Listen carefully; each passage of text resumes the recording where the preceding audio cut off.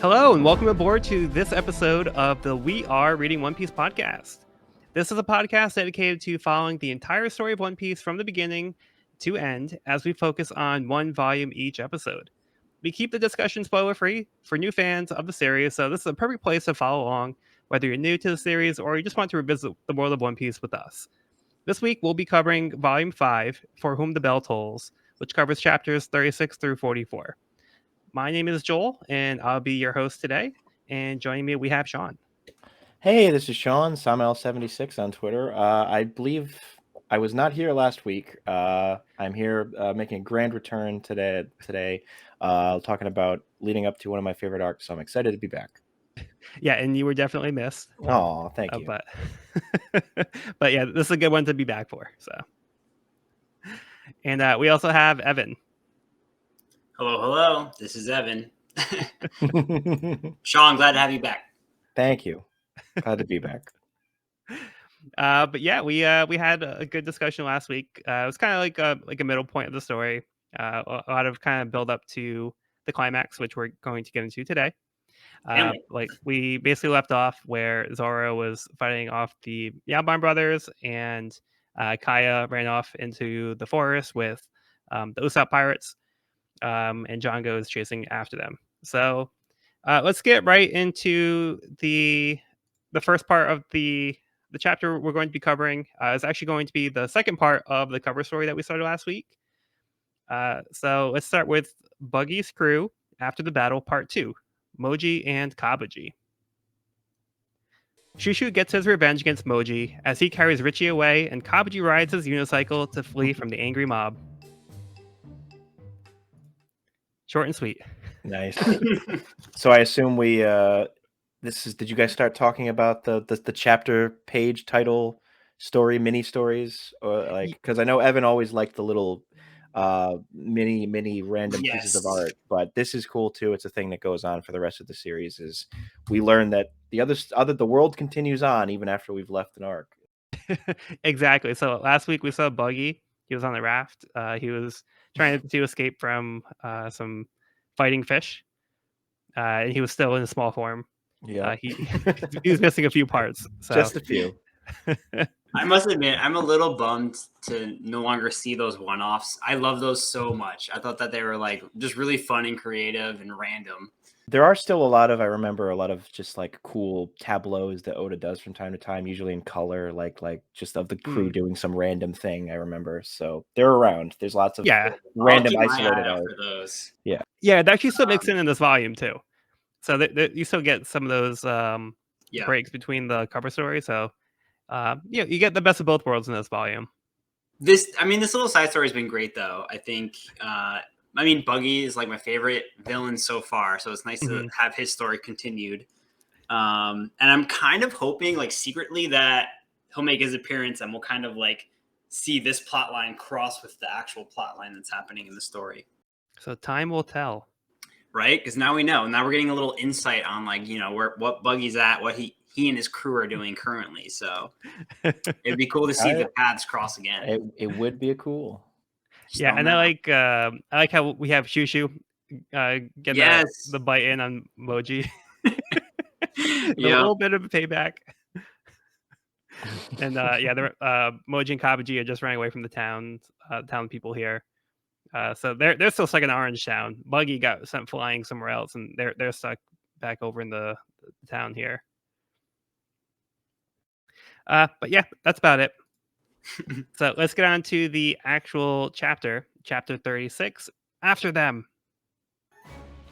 The Usopp pirates run from Django while trying to protect Kaya. Django suddenly throws his chakram to cut down the trees in the forest. Back at the shore, Usopp can hear the sound of the trees falling and becomes concerned about his friends. Kuro mocks Usopp as he's helpless to do anything to save them. Kuro tells Usopp that he doesn't have an ounce of remorse and he only saw Kaya as a means to an end. Realizing that time is of the essence, Usopp tries to make a break for it, but Kuro orders Butchie to intervene. Zoro's having none of that and takes Butchie down. Unfortunately, Usopp is at his limit and falls to the ground, unable to gather the strength to move.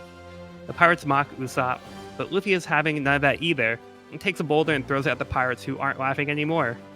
Butchie isn't ready to throw in the towel, but Zoro is ready to end this. He cuts Butchie across the chest and finally puts a stop to the fight. Zoro tells Luffy that he'll carry Usopp into the forest since he knows the way around. Luffy stays behind to take care of Kuro. Kuro tries to stop Zoro, but Luffy is able to hold off the butler to give Zoro an opening to get out. Kuro disappears and tries a sneak attack on Luffy, who is able to dodge. They trade attacks while Kuro questions why Luffy would even bother getting involved. He replies that there's someone Luffy doesn't want him to kill. Meanwhile, the Usopp pirates are still fleeing. Django is closing in. Kaya is overcome by her fever and needs to stop for a moment, but Django is able to find them. All right, so who wants to kick off the conversation on this one? Let the battle commence. Yep, things are getting heated and bloody, and I hate to sympathize. Well, not sympathize is the wrong word, and Luffy gives him a good shutdown later, but I gotta admit, Usopp with his ass in the air is kind of a funny image. He really does just commit to that downward dog pose of just being like, okay, I take a nap right here. I take a nap right here. Just like, but he's committed, even if he looks silly. And as Luffy says, like, maybe shut the hell up before I murder all of you. And that shuts the crew up quick. Yeah, that is a great moment for Usopp, though. I mean, while it's probably not the most dignified position to be in, it still shows like that he is trying to gather that strength and that willpower to keep moving because he wants to protect his friends that badly. Yeah. So this is like a really great like feat of courage for Usopp, even though he doesn't really accomplish it on his own. Just like that will is enough to inspire Luffy and Zoro to take action and help him out here. The willpower on display is undeniably admirable. Absolutely, and I think Luffy and Zoro both pick up on that and respect that, and kind of stand up for him in that moment. For sure. I love Zoro just absolutely decimating Butchie.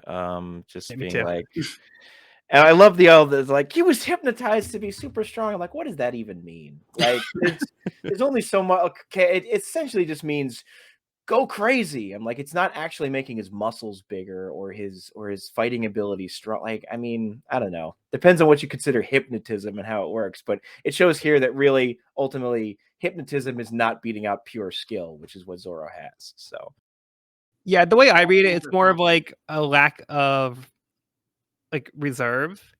Like basically, he's not afraid to like hurt himself or overexert himself. Yeah, there's it's just like no limiter. Like, that filter has been taken off. Right. So that's why I see it. Like he may not actually be stronger than his limit, but he's pushing himself beyond where he probably would normally, and like overexerting those muscles. So maybe like he's gonna be doing a little bit more damage. Yeah. So, but either way, he's still putting up a fight, and he's not ready to go down. But Zoro is not really having too much of a problem dealing with them. Nope.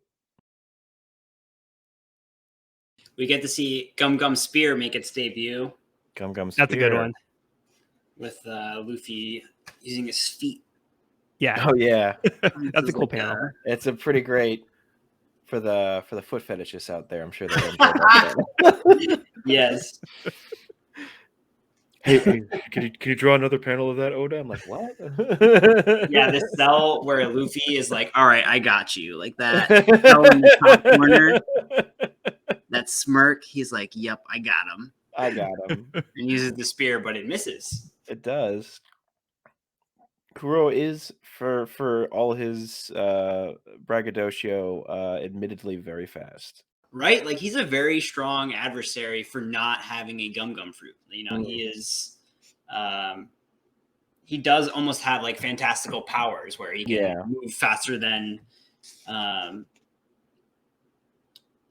people can... Like, people can't even see him. He's moving so fast.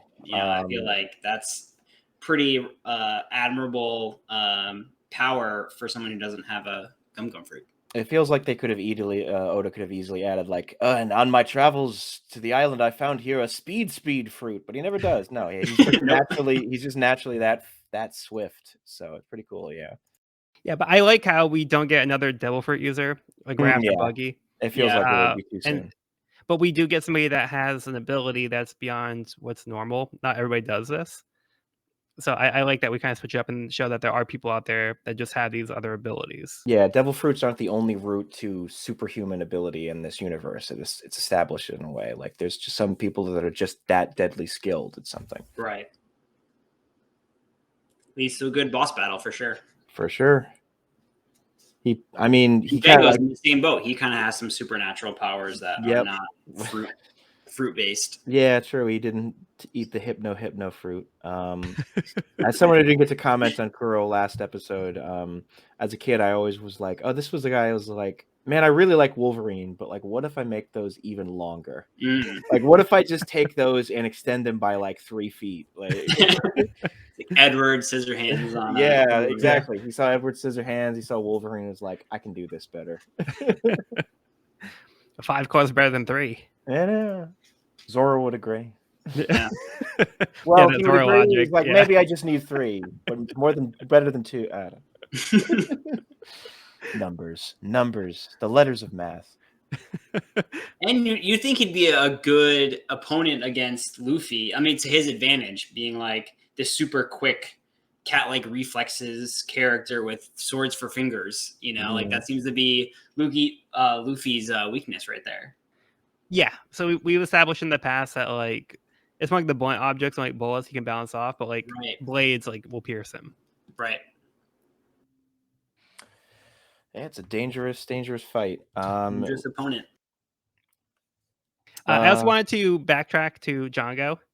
Yeah. Because the past few episodes we're kind of like harping on him for not really getting the cat theme, but I want to make a correction because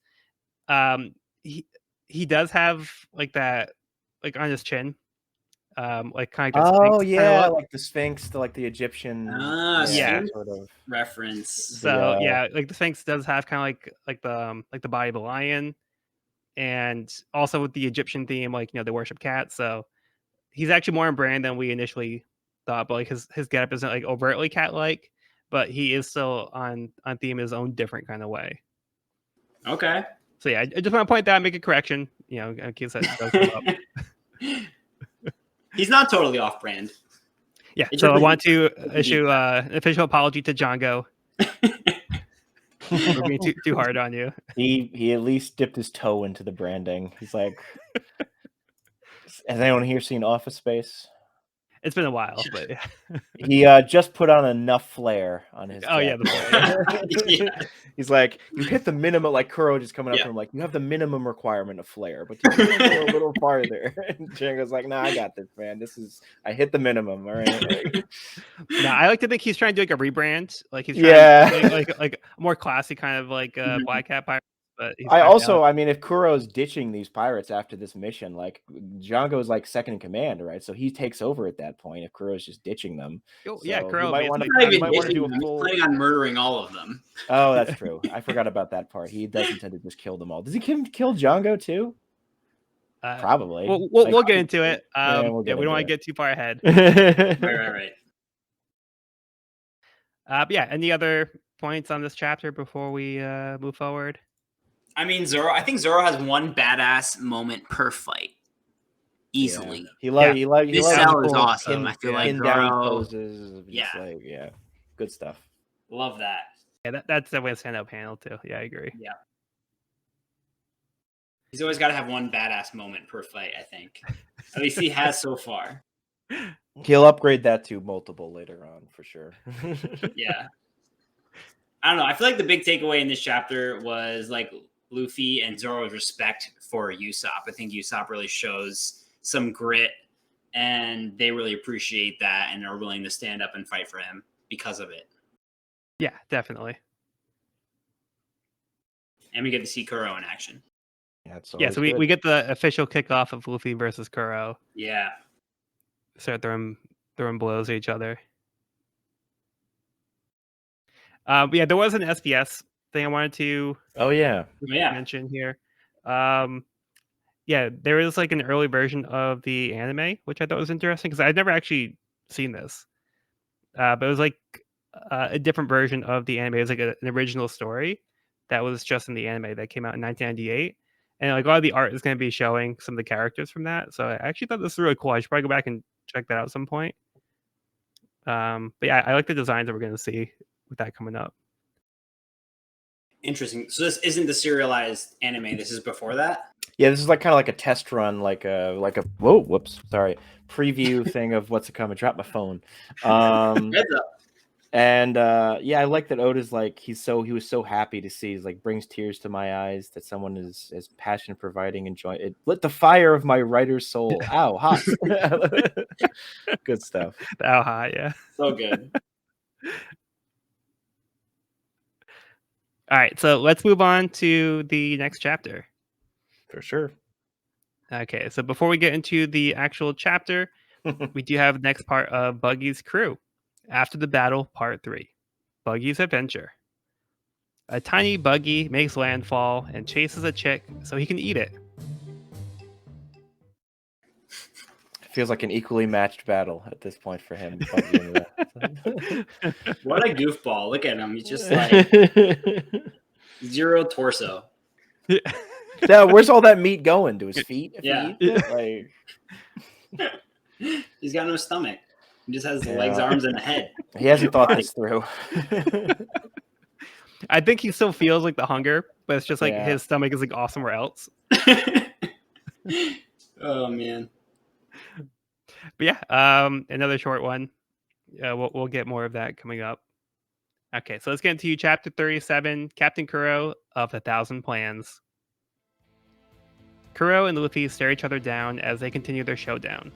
Luffy stretches, reaching out to grab Kuro by the arms, but Kuro uses the force of the attack against him, twisting Luffy around and throwing him. Luffy quickly recovers, following up with a Gum Gum Whip, then comboing into a Gum Gum Pistol. With Luffy's arms now stretched out, Kuro deftly manages to stand on it and then runs up the arm before landing a kick to his face. The Black Cat pirates cheer on Kuro, which infuriates Kuro. His entire plan is to leave the named Captain Kuro behind him.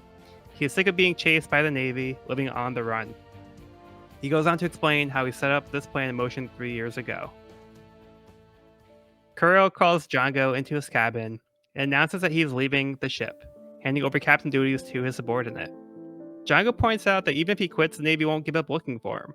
Kuro is aware, so his plan is to die and make sure the world knows it. A Navy ship approaches. Instead of firing back, Kuro has the pirates lower a boat so he can make his way over. The firing stops and all is silent. The Black Cat pirates are concerned for their captain and wonder if they should help, but their fears were unfounded as Kuro managed to massacre the entire Navy crew. One Navy man survived the attack, though his jaw has been broken.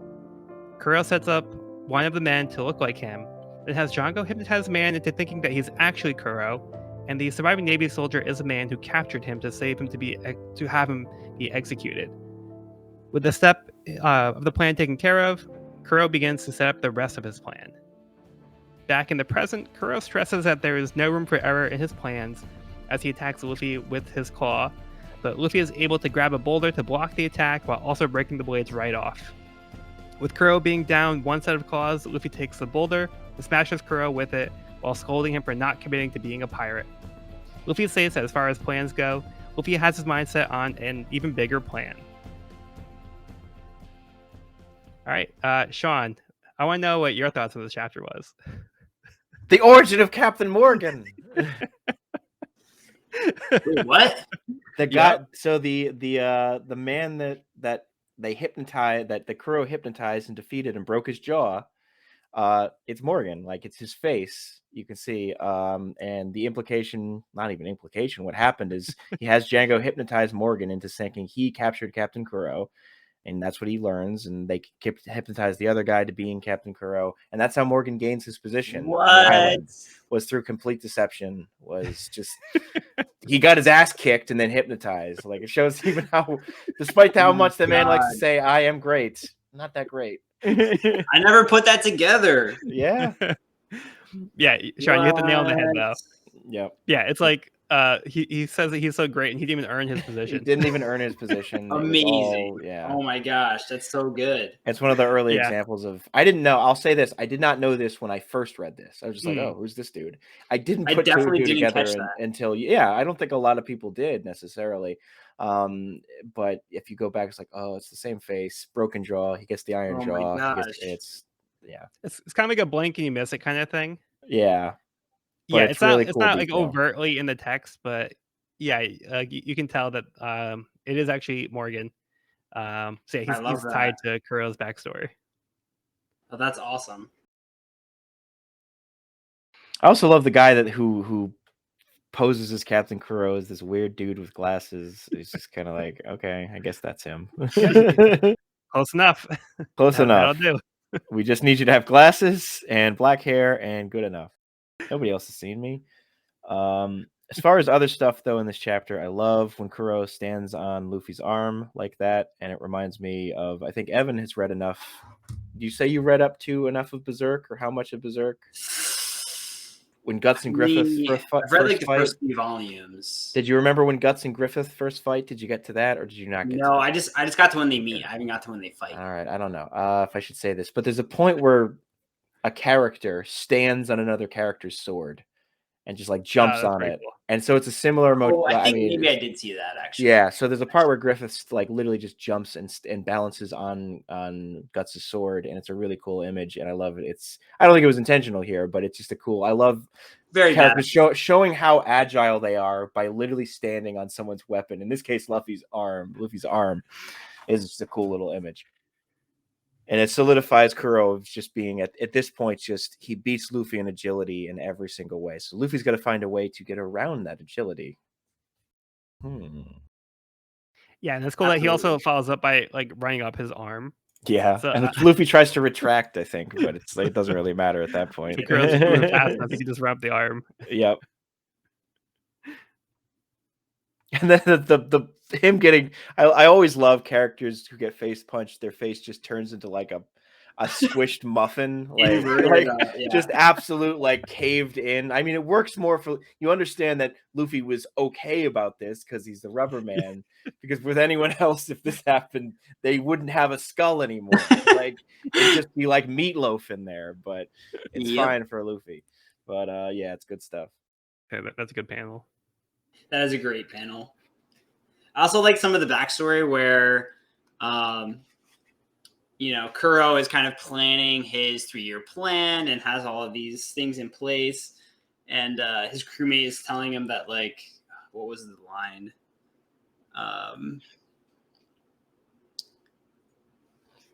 Hold on.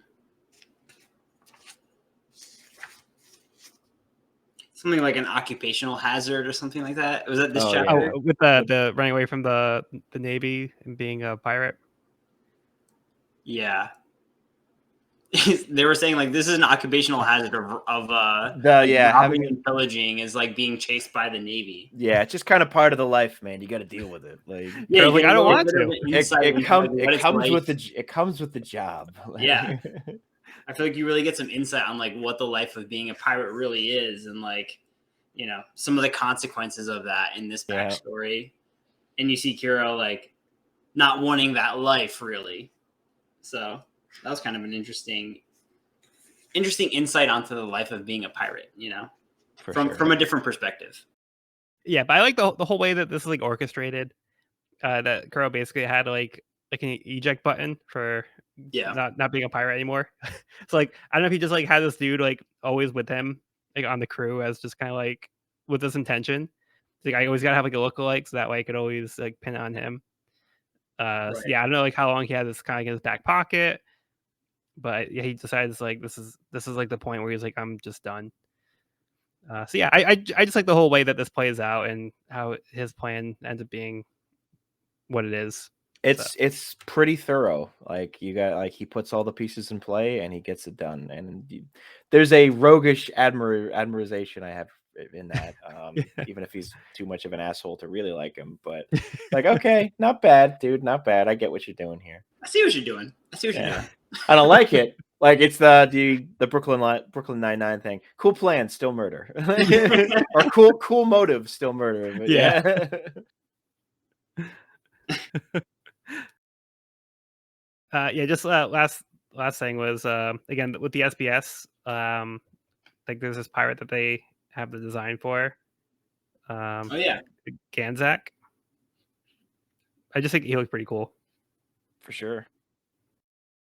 Oh these are yeah, with pretty the neat. big These are, old these are crab. from that Oh original anime. wow, yeah. So I gotta track this down. It's probably dated Looks as pretty hell cool. looking, but Yeah, like I right. mean that's a cool crab hand thing. Yeah. Does he have an eye? No. Pretty neat. um. And we get a few more of these before the end of the volume. Oh, Yeah. nice. Yeah. The Mark of the Crab. Nice. Cool character design though, for sure. Yeah, I liked it a lot. Okay, let's move on to chapter 38. We get so another yeah, random cell. Here we go. Yeah, so this one doesn't have part of the cover story, so you get a little break here. So that one's for you, Evan. Yes. Big fan. Love it. All right, so chapter 38, Pirate Crew.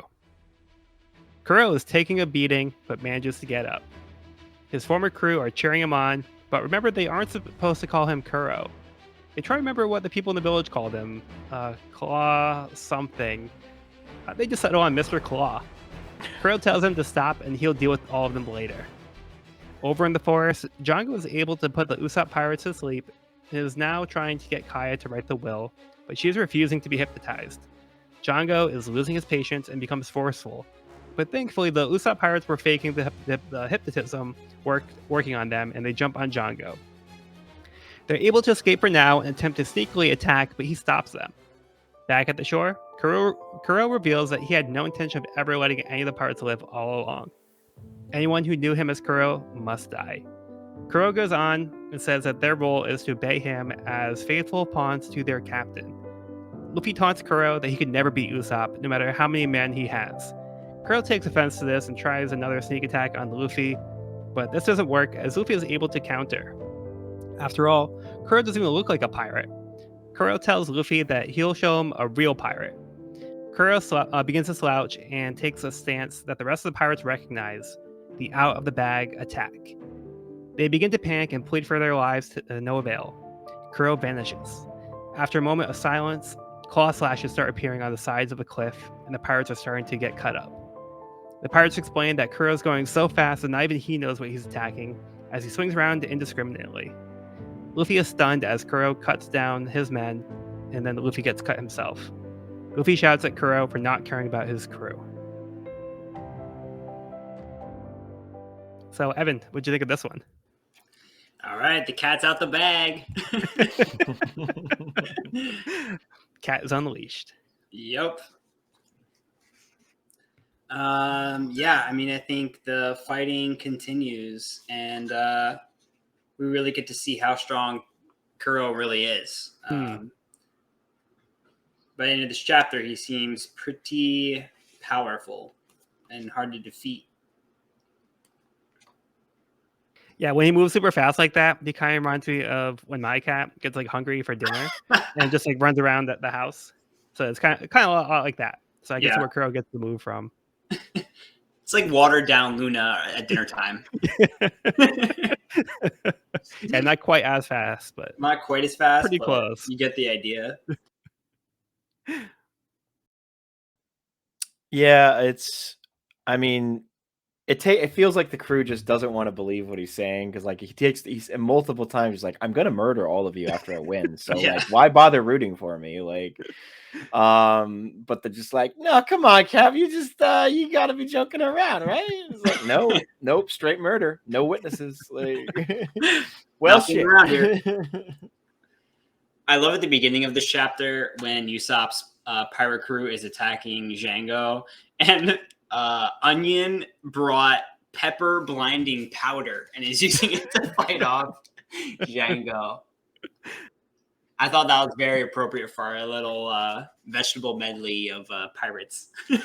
Yeah, I think it's totally like in their wheelhouse for like the kind right of on things brand they would do. Yeah, so they would use like those tricky tactics, like for things that they have like access to, like just like around the house or whatever.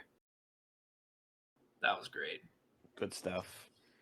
I think one of them just like whacks him in the knee or the nuts or something. Yeah, 'cause Hits he him in the starts whole- nuts. Yeah. Yeah, a classic. Classic. With a baseball bat right to the nuts. Here's the cell. Or whack. I think yeah. Now that you show that panel, I've been noticing it's interesting. Like he's been using like, different lettering, like with that has like more of like a 3D quality to it. Yeah, that is a I cool feel one. like he's experimenting a little bit with like different types of like words on there. I've seen him do Yeah, that kind of that's style not like a few normal. times now, but like I feel like it's only been like in this arc. Yeah, definitely not the norm.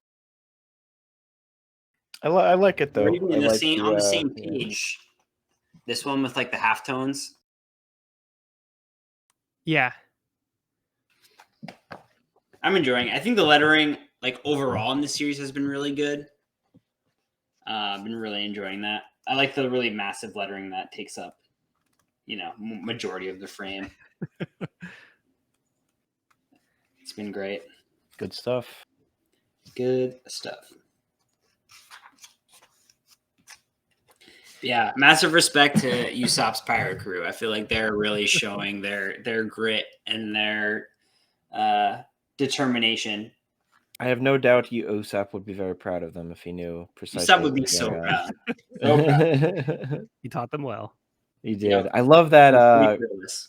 the page 10 Kuro's like, I never intended to let any of you leave here with the I mean, it's like he's injured, so you'd think the blood would make him look less imposing, but it makes him look more imposing. Yeah. And actually it makes him look cooler. He's kind of like backed into a corner kind of thing. Yeah. Yeah. Yeah. And I also love that we get like another kind of pirate with Kuro, where like his philosophy is more like the captain is like the most important thing. The captain Yeah. like above like all else. So we have Very like very authoritarian pirate. Mhm. yeah. So we have like Luffy who is about like the freedom and just having a good time. Then we had like Buggy who's all about like the treasure. And we saw his crew was not really faithful to him. They were just kind of like playing dead while like the captain was in danger. Now we have Kuro who's basically demanding obedience and basically like if he says to jump off a bridge that they have to do it. So we have different philosophies of these pirates, and Luffy's basically like challenging these ideals and trying to show like his way is the way to be a pirate. And he calls Kuro out for like how he's being too. Like he's basically giving pirates a bad name, and Luffy, yeah, right. That will never not be kind of a funny term for me. Like, you are giving these pillaging bandits a bad name. Right? But that's the way that Luffy sees it. And like yeah, so he doesn't want to have these pirates like doing these like bad things to like, innocent people or even like the crew. Like basically the crew should be like, you know, more of a priority like as a whole, not like you as an individual. But yeah, that was just my takeaway from Kuro's philosophies here. That's a solid takeaway. Totally. It shows the opposite, just how much of a foil Luffy is to him. Yeah, I just kind of like that we get like that kind of different highlight of these different types of people from the battles, even though like it's not always like an exchange of words that prove like who's right in these cases. Yeah, it just becomes kind of like a willpower kind of thing. All right, so let's move on to the next chapter, which this one does have a cover story. Buggy's Crew After the Battle, Part 4. Buggy and the Giant Bird. The chick's parents arrive, and Buggy is now the one that's on the menu. Nice. So the tables have turned.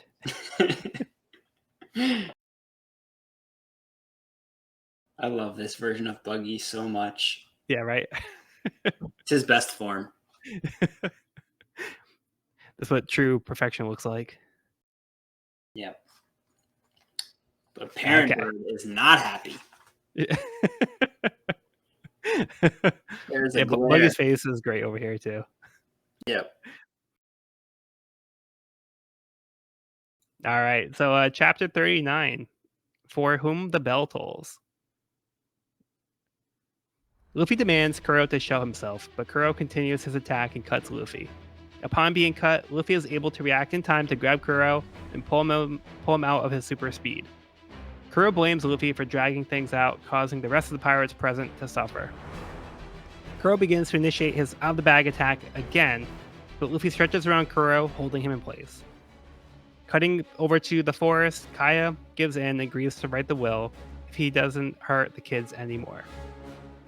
Pepper is not ready to give in, but Django kicks him away and knocks him over to the rest of the Usopp pirates. Kaya grabs Django's chakram and threatens to take her own life without signing the will, so Django agrees to let the kids live. Kaya completes the will, but now Django has to kill her so Kuro can receive the fortune. As Zoro and Usopp run nearby, Usopp spots Kaya as Django is about to strike. Zoro throws Usopp down, but is still too far away. The Usopp pirates gather their courage and attack Django to stop him. Django fends him off after a moment and is able to continue his attack on Kaya. Zoro slashes down a nearby tree, creating a clear shot for Usopp to shoot his slingshot. Back over to Luffy and Kuro's fight, Luffy still has a hold on Kuro. Recognizing that Luffy is the pirate's best shot at survival, they begin cheering him on instead of Kuro, but Luffy yells at them that they're next. Luffy stretches his neck back, then simultaneously slams his head into Kuro's face with the Gum Gum Bell, while Usopp's exploding star lands on Django. Pretty epic conclusion to the fights here, both at the same time. Whom the bell Yeah. tolls. They're Metallica The fans volume over of here. music here. I wonder if that was the original translation, or I mean, probably. It's a pretty big band. I don't imagine Oda's heard of them. You talking about Metallica? Yeah, just the title of the chapter being Yeah. like, I mean, the phrase "For Whom the Bell Tolls" existed before that Right. song came out too. So fair enough. I can't just put all the credit on those guys, especially Sanji. I'm with you. I love. It's like, I think my favorite part of this entire arc is the pirates cheering for Luffy, only for him to stretch his head all the way back and be like, well, I mean, he was going to do that regardless, right? But he just to take the moment to be like, assholes, you're next. And then they're like, well, shit, we got no options. Now, I don't think Luffy's going to kill them all. Nor does he, I think, kill Kuro, but in the moment, they are kind of stuck between a rock and a hard place of like, well, shit, no matter who wins here, we're not getting out of this in any in a fine health, I don't think. There it is. Yeah, I think they realize that, they don't know what Luffy is capable of, but they know that they can't handle Luffy. If Kuro can't even handle Luffy, then they don't stand a chance. But it is fitting that Luffy does, finish him off with the Gum Gum Bell. So I guess that's what was that? What do you think the naming idea was behind that?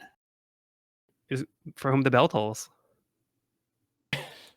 I guess it's just like, like ring your bell. I mean, like you can. That's what I was thinking. Like ring your bell, maybe. You can do that with a regular punch headbutt. Too. So, but the headbutt doesn't really seem to matter much. But some great hero moments though in this chapter, for sure. And we get to see Zoro and Usopp kind of working together. Yeah, they have a cool moment together. Zoro makes an opening for Usopp to take his shot. Pretty cool, and I also think Usopp is like showing his abilities within the crew, like he's now fought alongside Luffy and he's fought alongside Zoro, and I think he's really showing like his capabilities, and in this case takes down Django with his slingshot, which is pretty cool. Yeah, and I like how his skill set was the one that they needed in this situation. Yes. Like, as strong as Zoro is, he was too far away. He just couldn't get there in time. Right. But Zoro recognizing that, like, basically put his faith in Usopp and his ability.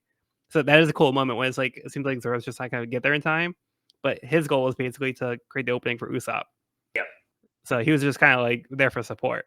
and Usopp had the capability to hit him from that far away. So it was just like a nice way for them to play off each other's ability and play to their strengths.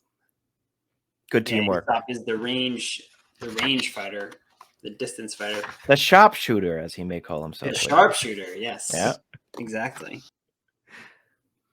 Oh, I also meant to mention the last chapter. There's like a little moment where Zoro was getting lost with the directions, and Usopp had to like keep correcting him. There we go again. That's gonna crop up more and more. Yeah, I love it. So it's just like, what do you mean we have to go back the other way? We just no sense of direction. But that's why Usopp had to help him out there too, because Zoro couldn't just go off on his own because he'd never get there. I got the final page of the smack there. The shawank. I mean, what kind of sound effect is that? Right next to the boom. Okay, that's a bit more standard. but they can't all be like original. But both those pages, but I think especially the Kuro final hit. Almost nobody does like high impact blows as good as Oda does. Just like, you can feel. I mean. In a more, I mean, this is pretty violent. There's blood splatter and everything, but in a more gruesome manga, you could totally imagine Luffy just broke his neck, like or shattered his skull. Like Kuro is dead or suffering a brain hemorrhage right now. And I mean, it's not what happens, but it might as well be. And the impact sells that so well. For sure. Yeah. The veins in Luffy's arm and like just blood coming out of Kuro's mouth. His glasses. Gone, slipping off for the last time. No finger push, no arm push to put him up this time, buddy. They are done. You should have taken those ones they gave you, but no, I don't need them. You keep pushing them up, fucking asshole. Something else I wasn't here for last time. That absolute dick move of crushing those glasses, being like, I'm just gonna stick with the shit ones. Like, come on, like. That's just like a waste. It's just a waste. Stomps on them. Yeah. Yeah, I get it. Oh, I hated working for you. Oh, I hate you. Like, but come on, dude. You can do all of that and also get like, hey, cool. Thanks for the glasses. I'm still gonna kill you and take your money. But like, it just feels like a waste. I mean, you could have sold them too if you don't want them. That's extra money. Like, I'm sure they're probably like a couple hundred berries or something. I don't know. Well, he's probably not worried about the money because like he's about to inherit this fortune. So I know. What do I need money for? I guess. Now he's gonna wish he was selling them. Yeah. But yeah, that's just why I wanted to point out that impact. Yeah. But yeah, going in that same vein, like the panels where Luffy gets slashed and then grabs Kuro. I just think that was like really cool style here too. And just like how Luffy like uses like the attack on him as an opening, so he's able to find Kuro to basically outmaneuver him. Right. By getting hit, he's able to pinpoint where he is. So he's not as fast, but he could react quick enough to grab him from there.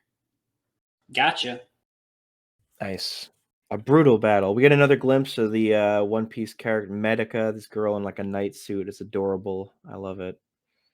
At the end of the chapter. Oh, the that like original story. Yep. Yeah. Yeah, I really want to know the context for this. This I really do. Me too. Yeah, I want to check this out. That'll be our homework for next time. Yeah. Actually, I know where to forget, find it. But yeah. I'm sure it's probably. I wouldn't be surprised if it's even on YouTube. But what a great chapter though, with both kind of like two boss takedowns kind of happening simultaneously. Yep, boss and the dragon taken down. Nice. I think the Django takedown was like a real team effort. I feel like everyone played a little role in that between Usopp's crew and Zoro and Usopp. I thought that was very like satisfying takedown for me. Yeah, for sure. With the Usopp pirates, they basically hold off Django just long enough. Yep. So they can buy the time for Usopp to get the shot. Yep. So if they weren't there, it was really a team effort. Yeah. Which I thought was nice. And we got to see one of Usopp's specialty attacks with the exploding what do you call it? Exploding star. Exploding star. Exploding star, yeah. Good stuff. Good stuff. He's got his special moves too, just like the Gum, just like the Onigiri. Right? Yeah. Now they come in the form of special ammunition rather than like physical actions, but it can be very potent. And you get to yell it out before you do it. Exactly. Let them know a split second exactly how much pain they're gonna take. Brace yourselves. That's some of that like crafty ingenuity that Usopp has, and we will see one of his skills. We will see my favorite attack of Usopp's, his most deadly piece of ammunition, much later in the series. But much later, we'll see it. Whoa! I know. I'm not saying anything more. I'm not saying anything more. Easy there. Easy. You'll see it. You'll see it. I'll let you know when it happens. I can't wait. All right, so let's move on to the next chapter. We're back over to the cover story. Buggy's crew after the battle, part 5. A game of wits. Buggy sets up the trap. Buggy sets up a trap in the ground and hides while the giant bird is not falling for it. Literally.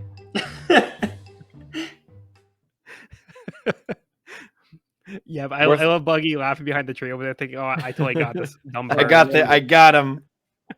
And I love that they share that thought bubble. Like they're both thinking the same thing. They're saying it a different way, yeah. But in a different way. It's so good. I love the birds are like reaction, like, I'm not falling for this. Like so obvious. Hilarious. I love the bird carrying dinnerware, like knives and fork. Just like, yeah, sure, why not? Well, I think that the bird took those from Buggy. Is that right? From earlier? I think that's the case, yes. Yeah, precisely, yeah. Oh, maybe not. No, I think that's correct. Well, look, in this frame, there's 2 sets of silverware. Maybe, yeah. So they came prepared. They brought their own. Wow. Plus, those silverware relative to Buggy would be like probably twice Buggy's body size. That's a fair point. Semantics. All right, so chapter 40, Usopp's pirate crew. Luffy has defeated Kuro.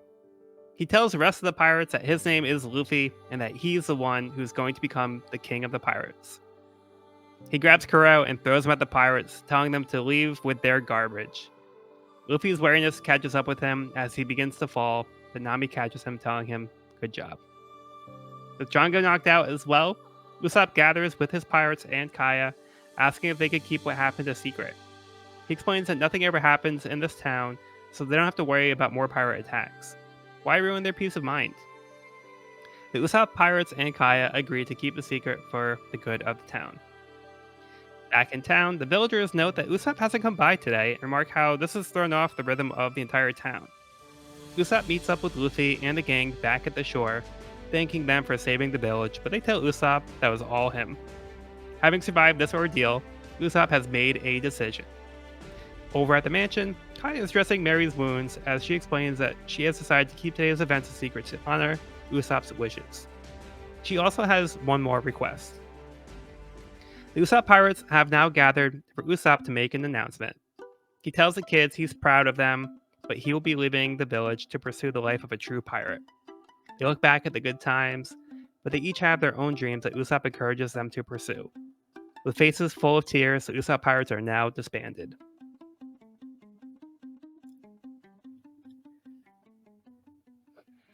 Sad times, but new beginnings. Yeah, bittersweet.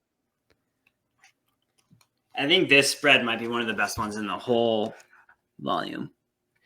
Yeah, the use of space in this panel is really great, and then the zoom in on their faces. Yeah, I really like the panel layout in this case here. I agree.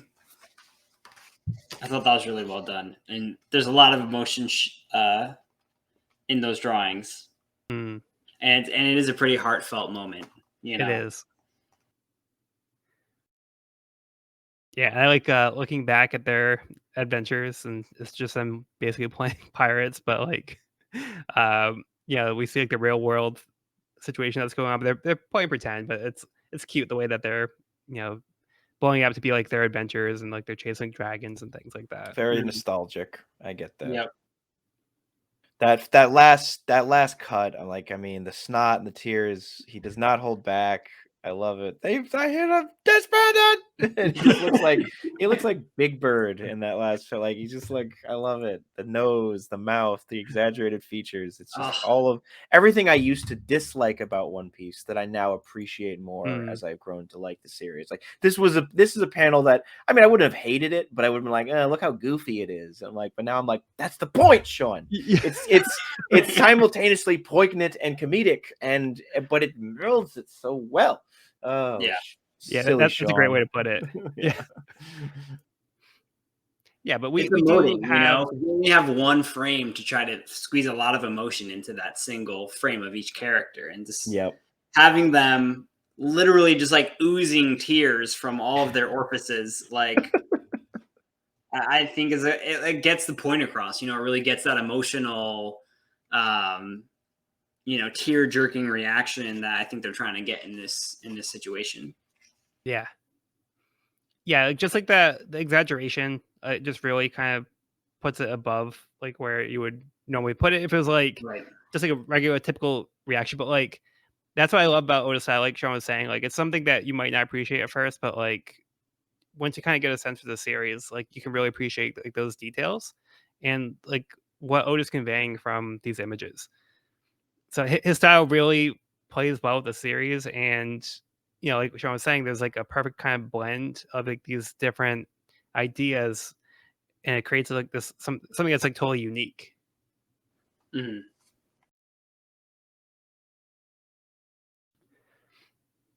I love Usopp's decision to keep the whole thing a secret.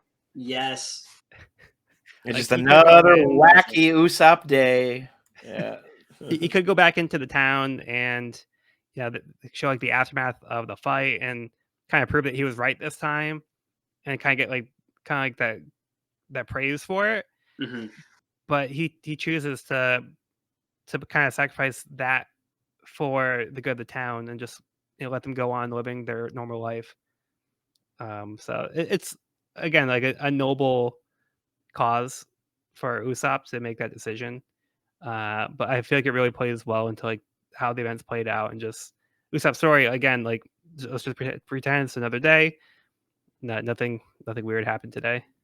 Nothing weird. I think it shows a lot of maturity of character too, because I think he's a character who, when you first meet him, he's kind of like, oh, this guy is like a tattletale. He's immature. He just kind of like, doesn't take life seriously, and is just like, telling tall tales. Yeah. But in this instance, like using his own words, he was like always saying that he wanted to have a true tall tale to tell, which I thought was hilarious because the contradiction in saying that. But in this case, he does. He saved the village, and he's in this situation where he has finally fulfilled his dream of having his own tall tale to tell. And in this situation, he decides not to tell it for the sake of the village. And I thought that was like a very mature moment for him, and it shows a lot of like character development from when we first met this character. So I thought I agree with you. I think that was a great moment for him. 100%. Yeah, and the people that need to know already know. Right. So no need to get more people involved with it. No need to worry them about like, oh, if pirates attack, maybe they'll attack again. It's like, no, we got that wrapped up. We're good. Yeah. We're gonna take care of that behind the scenes. Yeah, it's a wonderful character arc that contained and like just tied up in a way that you wouldn't quite expect at first. So you feel like Usopp at the start of this was absolutely be chasing glory, but by the end of his initial encounter, he's like, no, you know what? Like, let's just. I don't think the glory is what's important. What's important is keeping the town the same sleepy old town that everyone wants it to be. Yep. Yeah, I think Usopp shows a lot of growth in this volume as a whole. I think that like his character really he proves his usefulness, and he proves his humbleness at the end of this chapter. I think his character's kind of done like a full 180 in that sense, and has become much more likable than I think he was at from the start from his first introduction. For sure, I think that was quite intentional. Yeah. Yeah, so he goes from playing pirates, and now he's put into a real life situation, and he kind of meets the test. Like he passes the Mhm. test, Yep. and he's able to overcome that and prove his worth. So he kind of proves himself in this case. So it's kind of a good trial for him to get into like the real pirate life here. Absolutely. I just thought of the dumbest reference I could make right now when you guys said pass the test. Like, I'm gonna make it. Okay, so Usopp is Jesus from Last Temptation of Christ. Because at the end of that movie, and I'm not a Christian, but I love this movie because I love Scorsese's work on it. Like Jesus is like he's given a vision by the devil of a happier life of everything, and he's like, no, and then he realizes that he's like, I passed the test. And it's like, yes. So that is clearly what Oda was going for. Was a Jesus metaphor here. Wrap it up, Obviously. boys. That was the plan all along. Yeah. Yeah, last week we kept talking about all the like the Jesus references with the Usopp character, and Yep. just how many It's times like so they're lying. Oda. He plants the seeds and we watch them grow. Like So good. But I also really like the moment with Nami and Luffy. It's just a small little moment, Yes. but yeah, it's just like a little tender moment where Nami catches him. Yeah, you can't stand. Yeah, and then I like how That was Zoro a too in great that moment. panel too. Zoro's kind of like going back into like out of combat mode. So he takes the bandana off. Hmm.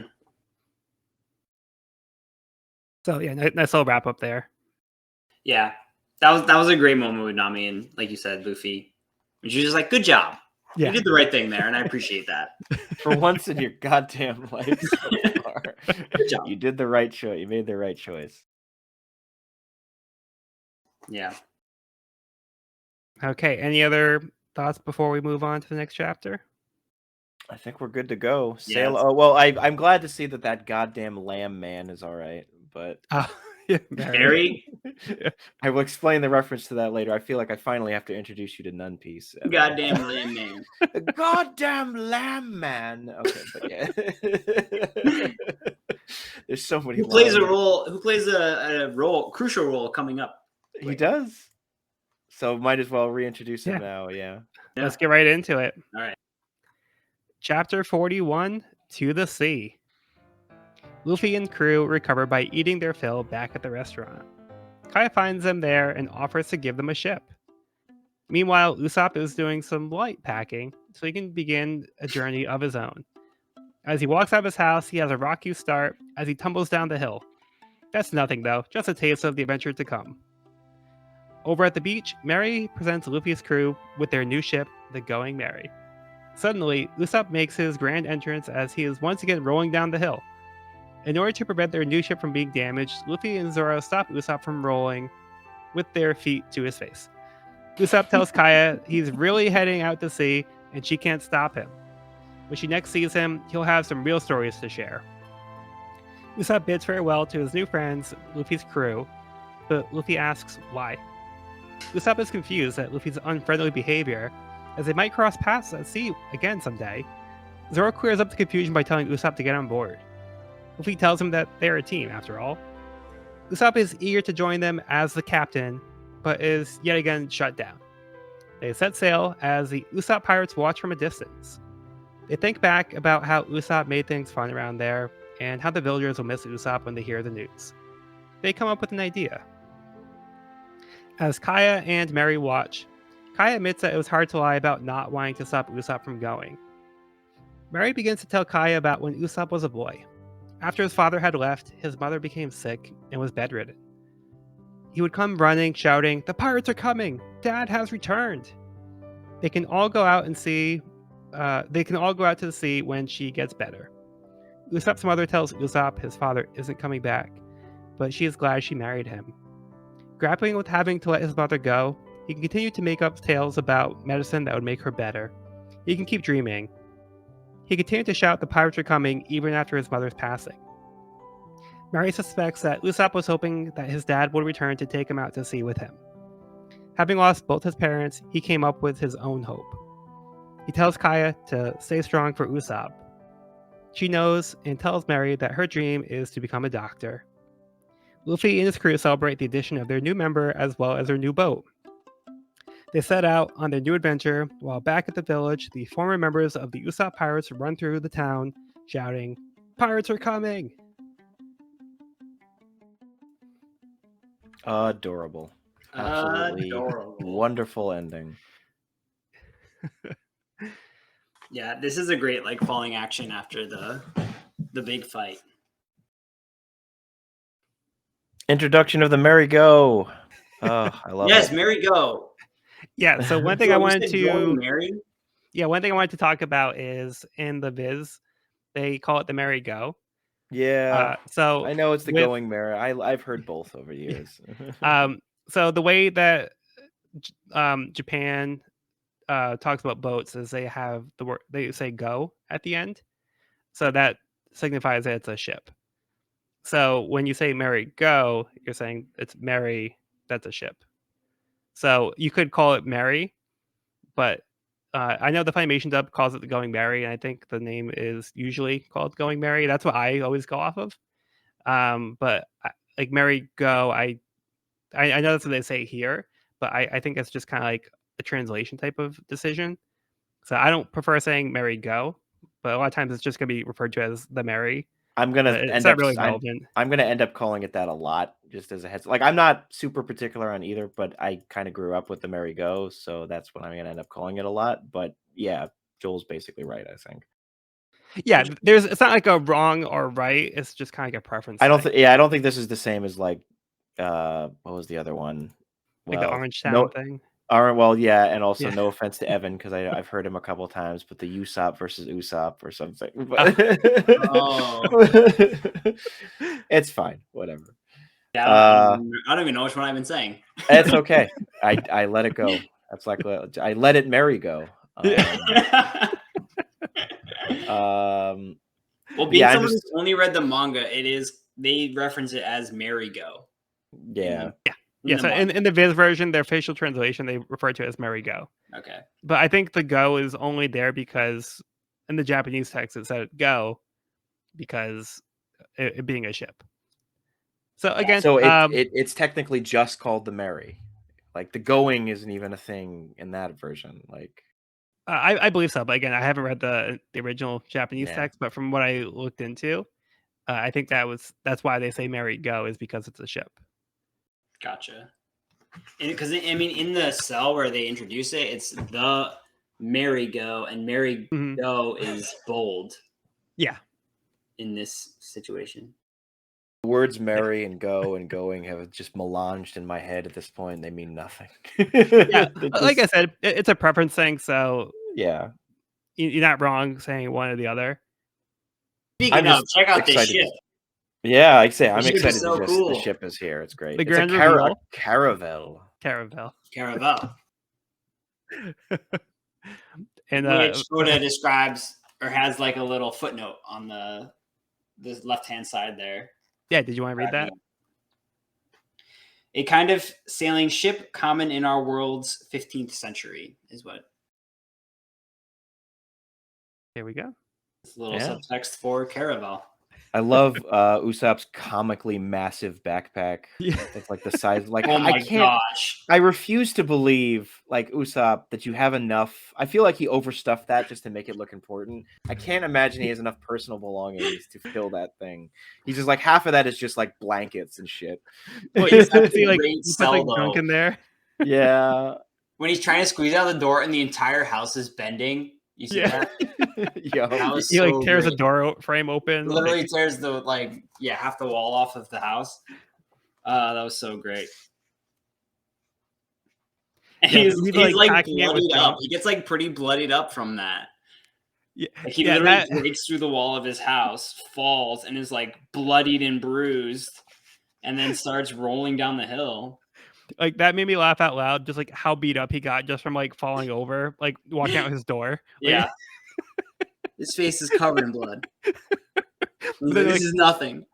Yeah, then he like brushes it off like he's like so tough, like he's this great pirate, and like he wasn't just like defeated by walking down like the hill, you know. But then as he's rolling downhill, he's screaming, "Stop me!" And Luffy does stop him with a a swift kick to the face right here. That was a pretty great sell as well. But like you can see like in his bag when his stuff falls out, like he has like toys and like there's like a clock. So it's like obviously like junk. He's just like, oh, this is important. I gotta bring this. Oh, I can't live without this. So it's like all these things he doesn't obviously need. So yeah, I just love how he stuffed his bag with a whole bunch of junk. That's funny. To be fair, I would probably do the same thing. Yeah, you're leaving forever. You take everything you got. I also love Luffy's face when he sees like the Mary, his reaction here. Oh yes, You so probably get a better good. angle on it. Yeah. Wow. To me, that's like one of those panels are like an all timer that like just always sticks with Yes. you. And I also like that the ship itself kind of resembles Mary with the like sheep. I don't know. Is Yeah. that a sheep? I guess like sheep Yeah. references with the little Jolly Roger that is the sheep head and like the mast post. I feel like we got this information. Stem post. Stem post. Thank you. The stem post also looks like a sheep. So Mary. Yeah, it's left even the stamp on named the after ship him. for Yeah, it's called sure. Mary. Yeah. Yeah, Very cool. good stuff. Pretty sweet ship. Much more like outwardly what's the word I'm looking for? Not Mary. I mean Mary, yes, but like there's another word I'm looking for of just like it's just so happy looking. It doesn't Yeah. look like your traditional pirate ship. It No. doesn't look like it's not intimidating, but Yeah. it's not like it looks like, oh wow, okay, that's definitely a ship, but you're not necessarily scared as you're just like excited to see it. Mm-hmm. I was like, oh, that looks More like a fun welcoming. it's Yeah, an more adventurous welcoming ship. than intimidating for sure. Yeah. So, what do you guys think of Usopp's backstory? Sad. Yes. You see where Usopp gets his nose. It's Yes. genetic. Yeah. That from the mother's side. For sure. It's pretty rough. But I mean, yeah. I'm glad he's finally realizing his dream in a way after like so. In some ways, the pirates are coming, except now he is the pirate. The pirates are going. The pirates are The going. carts are going. Merry going. God, okay, no, I'm gonna stop now. But I thought it was a great moment when Luffy and Zoro both kind of like, why, like, get on the ship, like, what are you doing? You know, Yeah. like I feel like they're kind of blasé, like, of course you're on our crew, like all that shit we just went through, like we're a team, you know, like yeah, of course you're invited on our ship, like come along. yeah. So it's a good thing Usopp's not going off on his own because I don't Yeah. think he'd get very far. Agreed. I mean, his bag of shit is as big as his ship that he was planning on leaving on. Like, just bring the bag would probably just sink the ship. Seriously, like. And his first reaction is like, all right, well, I'm captain. Yeah. And Luffy shot that down real fast. He was like, yeah, no, you're not. He keeps trying. You miss 100% of the shots you don't take, so. Is that a Wayne Gretzky reference? Yeah. Quote? Nice. Or a Michael Scott. Or a Michael Scott, if you prefer, yes. Yeah, I want to go back to Usopp's backstory. Yeah. Because to me, I found it to be really touching to get more insight into Usopp's dumb, like, habit that he would be doing every day, like just annoying the townspeople with this, like, kind of seemingly pointless, like, exercise every day. Mm-hmm. But there was like a reason behind it. So like it's a lot more of an emotional, heartfelt reason why Usopp would be doing this than you would think at first. Yeah. So at first it seemed like a harmless, goofy thing that he's doing, but there's actually like a really sad reason behind it. Yeah, that was pretty like heart wrenching. Yeah, it adds some meat, some sad meat to the Sad meat. I don't know, man. That metaphor got away from me. It adds some layers to that is beyond just like, oh, boy who cried wolf. I'm like, well, boy who cried Right. wolf, but for very sad reasons. Yeah, a little bit of Just kind of wishful justification for his thinking. actions. Yeah, like he's just kind of wishful thinking that his dad would come take him away. Right. I mean, do you wonder if Usopp even knows like that his wife passed away, horrible, like, and just I don't know. Probably Guess not. maybe one Probably day we'll not. find out. Maybe, yeah, it's got to be pretty rough. It's gonna be a fun reunion. Hey, yeah, you just abandoned us, and Mom died from a sickness. But hey, one day I knew you'd come back, Dad. Like, oh, Ew.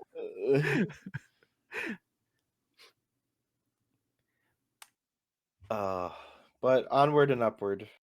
Yeah, I it's, think it's nice that the kids are carrying on the tradition, so the villagers yes, can keep getting annoyed by it every morning. that was so good. Usopp's crew coming through, and also like one of the last cells of this chapter is the new crew assembled. Yep, It was pretty gratifying. Cell. celebration. Everyone's celebrating Cheers! on the new ship, the Merry Go. All right. Anything else you guys want to talk about in this chapter? I don't know. I feel like this was really exciting. Like getting the ship, having like the crew on Luffy's new ship. I think that's like a very exciting moment as far as like, it's a big step because I know that was kind of something that I feel like he's needed from the start, ever since he's begun his journey on becoming a pirate. You know, having a pirate ship is kind of a quintessential necessity that you need to have. You can't just go around in that like trying to squeeze 4 people in that tiny little rowboat he had before. It's not going to go well. Yeah, especially on the Grand Line. Nope. Yeah. Yeah, I feel like getting the ship was a very gratifying moment, and it's a very cool looking ship. So I'm very excited to see, where this takes them. Literally, definitely. Yeah, I just had a few little things I wanted to go back on. So I thought Kai's explanation that she was sick because like the shock and the sadness of her parents passing away. I know it was like a traumatic thing, but to me it seemed a little far fetched that she'd be sick for 3 years because like her parents passed away. Yeah. I always kind of read it more that like Kuro like would have been like poisoning her or something to keep her like weak during that time period. Yeah. So maybe she doesn't know. Maybe that was her explanation. But that's not like in the text anywhere. That's just something that I felt would have made sense based on those circumstances. But yeah, I always found that a little weird. That was Kai's I think that's a explanation. perfectly acceptable headcanon to have. I think I'd share it. Yeah, of like imagine if she learns that later in life or something. She'd like even from beyond, well, not beyond the grave, but even after all this, Klahadore still comes back to haunt me, you fucking asshole. Kuro just laughs in his cell in between like Ghoul. I poisoned her that one day. Yeah, I was ready because like he would keep bringing her tea like every day. So now that she's not getting the tea anymore, she's up and about. She's doing fine now. Yeah, I wonder. No, convenient timing. Just something to think about. You might be onto something. Might be onto something, Joel. And I also thought that Luffy had like a funny line where like he was trying to say add the icing on the cake, but he said adding insult to injury. Yeah, had to correct him. And Zoro corrects them. Luffy's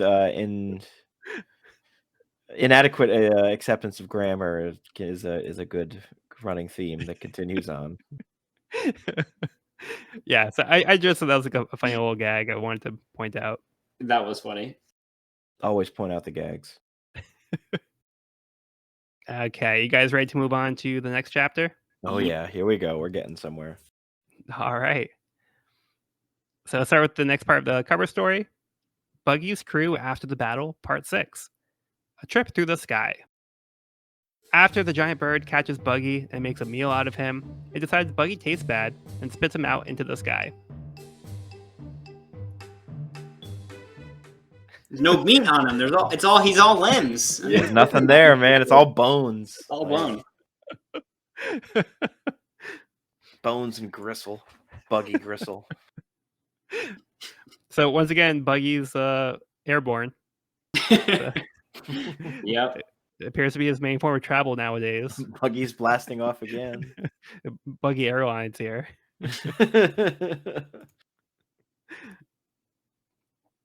All right, let's go on to the actual chapter, chapter 42, Yosaku and Johnny. Luffy finishes painting their flag with his Jolly Roger, and it's not good. Zoro remarks that the pirate flag should instill fear, but this is scary in a different way. Usopp says that he could do better. He skillfully creates a Jolly Roger of himself. Using Luffy's original attempt as a basis, he creates one that everyone agrees is much better, so they paint it on the sail as well. After all that hard work, they decide to take a rest. All except Luffy, who's excited to try out their cannons. Luffy struggles to land a hit on the far-off rock. Usopp takes a crack at it. Using Luffy's previous shot to make adjustments, Usopp lands a direct hit on the rock. Luffy is impressed, so Usopp offers to have Luffy call him captain, but instead Luffy designates him as their sharpshooter. They gather around and start planning for their trip to the Grand Line. They realize they still have a position that needs to be filled. Nami offers to be their cook for a price, but Luffy clarifies who's referring to a musician. Clearly, Luffy has different priorities. Just when things seem peaceful, they hear someone shouting from the deck, threatening to murder all of them. Luffy goes to investigate, but the intruder is not looking to talk and begins attacking. It's only one person, so the rest of the crew leave it to Luffy. Apparently, this person is here for revenge for his partner, but Luffy has no idea what he's talking about. Luffy beats his opponent just as Zoro makes his way out and recognizes the man as Johnny. Zoro asks where his partner Yosaku is. Johnny tells Zoro that he's dying. He was fine a few days ago, but then he became pale and his teeth started falling out. They were having him rest on the rock that Usopp shot the cannonball at. Johnny and Yosaku have been building a name for themselves as bounty hunters, and they're worried that he's going to die. Nami shouts at them to stop being stupid and orders them to get some lime juice from the kitchen. Nami goes on to elaborate that he has scurvy due to lack of nutrition. He should be fine in a couple of days. Luffy and Usopp are impressed by her knowledge, but Nami says these are basic things that anyone should know if they're going to be out on the sea. Within a few moments, Yosaku seems to have made a quick recovery, although it's apparent he still needs more time to rest as he begins spurting blood.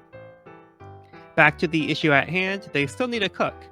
Johnny happens to know that there's a floating restaurant nearby. They might be able to recruit someone. Word is, the man Zoro has been looking for, Hawkeye, also occasionally eats there. They make their way to the restaurant. Sean, what'd you think of this one? Oh, we're getting there. We're getting there. I still got to say, I know all the branding. You've got it right behind you, Joel. It's a quality flag, but I am a fan of Luffy's original design. I really think this one and done, he nailed it. And I think it would be amazing if that was still the flag to this day. Like he really nailed it on the first try. I laughed out loud when I saw it. I want to get a t-shirt. I'm sure there's a t-shirt of that original design. Like, that's the one piece. I want to get a full flag of that. Like I love it. It's finished. Hilarious. Luffy's just like perfect. Nailed it. It's perfect. So nailed it. Done and done. And then Usopp presents his flag as the alternative. This is also pretty good. I love the crew's reactions, like, "Oh, or is it avant-garde?" And then, then Zoro, a pirate flag ought to inspire terror, and this flag is pretty scary. Yeah, some gold here. That was pretty hilarious. But then when they do figure it out, look at that ship. It's good stuff. Looking good. A whole new look. Yeah, it's a lot more marketable. I'll give them that. Yeah, they can start running ads somewhere for it, like branded merchandise.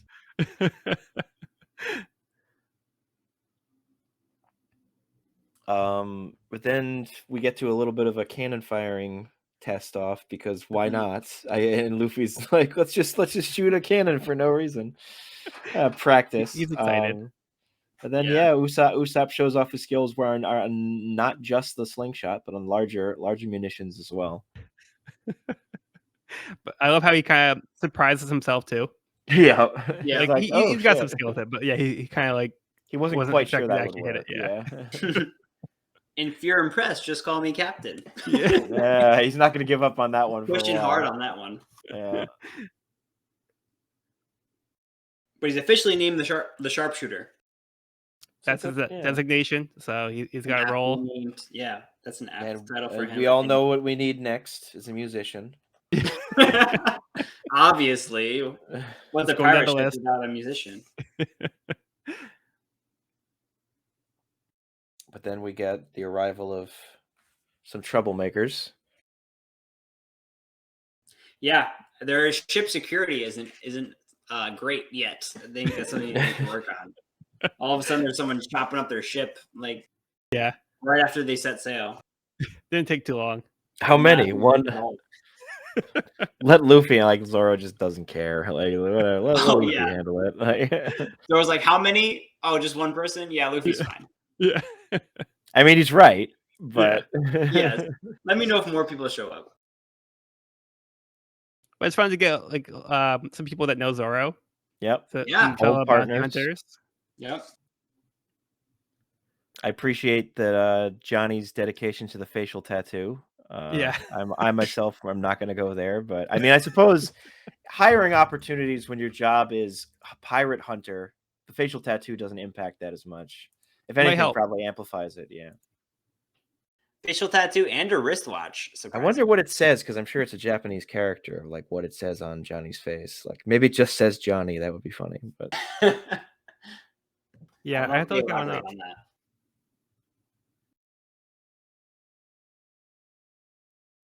I appreciate his cool, like there's a term for Johnny's type of sword, like that wider sword is I like a cool separation from the more traditional katanas of Zoro. Yeah. A cutlass? No, I mean it's like it's wide, something. It says C, Umi. Oh, that makes sense. Umi. Yes, S-E-A. Yep. Yeah. Wait, what's that? The sword or the face tattoo? The face tattoo means C. C? Yep. Yeah. As in the C. Like Okay. Cool. Yeah, I like how we address scurvy here. Yeah. And how everybody except for Nami is completely clueless about scurvy and how to treat it. Yeah. But yeah, this should be a pretty common thing to do. And I gotta admit, I don't think just chugging lime juice when you're that deep in scurvy is really gonna. It's a little too late at that point, but sure. Yeah. He's in the next cell. Yeah, though then he collapses 2 seconds after that. But we'll see other fantastical recoveries just a bit in the future. Not quite the same, but then we get hints of a couple things that he talks to them about, like, oh, maybe we should get a cook next. Yeah, a little bit more important than a musician. And Johnny lets them know where they might find one. Good thing there's a place nearby. Very convenient. Perfect. They also mention Hawkeye, who Zoro was mentioning. They do mention Hawkeye. And Zoro's face kind of lights up at that mention. Yeah. So. Yeah, so he gets simultaneously excited and nervous, seemingly. He starts sweating. I wonder who that is, Evan. We'll see. We don't find out this volume. No, we don't. And we get another SBS. Yep. Ben Beckman and Lucky Roo. Yeah, there we go. There we go. Yeah. Yeah, so we have the first mate, Ben Beckman. Lucky Roo was the guy that was eating the meat. We know Usopp. So now we have 3 people that we know on Shanks' crew. I love that he's like, you don't really need to remember these, but I got quite a lot of questions. So I was like, all right, fine, I'll tell you. No, we need to know everybody. And then also, I liked how in the SBS, Oda talks about the tada. Yes. I know Evan was liking the tadas earlier, so I'm glad that he brought it up. When I write tada, I draw with the feeling of tada. If I wrote babing, I would end up drawing a babing kind of picture. Maybe that would work in a gag scene. Or maybe you're something like, no, it's entirely different. Yeah, so I almost mentioned it earlier when we're talking about like those different texts that was coming up, and like it seems like Oda's just going by like what kind of he feels in that moment what would work Yeah. there. So, Which I think is great because I think that he doesn't always use Tada to introduce a hero, as we'll see in the coming chapters. But like he uses Doom sometimes, or yep. Dadum, or Dadoom, whatever. I know you were talking kind of about the different sounds last episode, but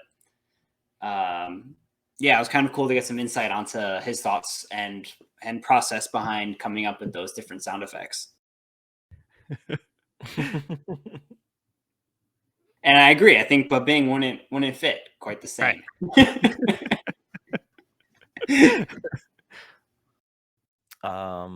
What do you think of this restaurant coming up? Well, I mean, I think you know what this restaurant is, but at the time of reading it, where you're like, oh, that's okay. Just out in the middle of the it's street. like right at the beginning of the next chapter, right? The Yep. giant fish shaped restaurant. Barati. Barati. Yeah, it's kind of an interesting first impression, a giant floating fish restaurant.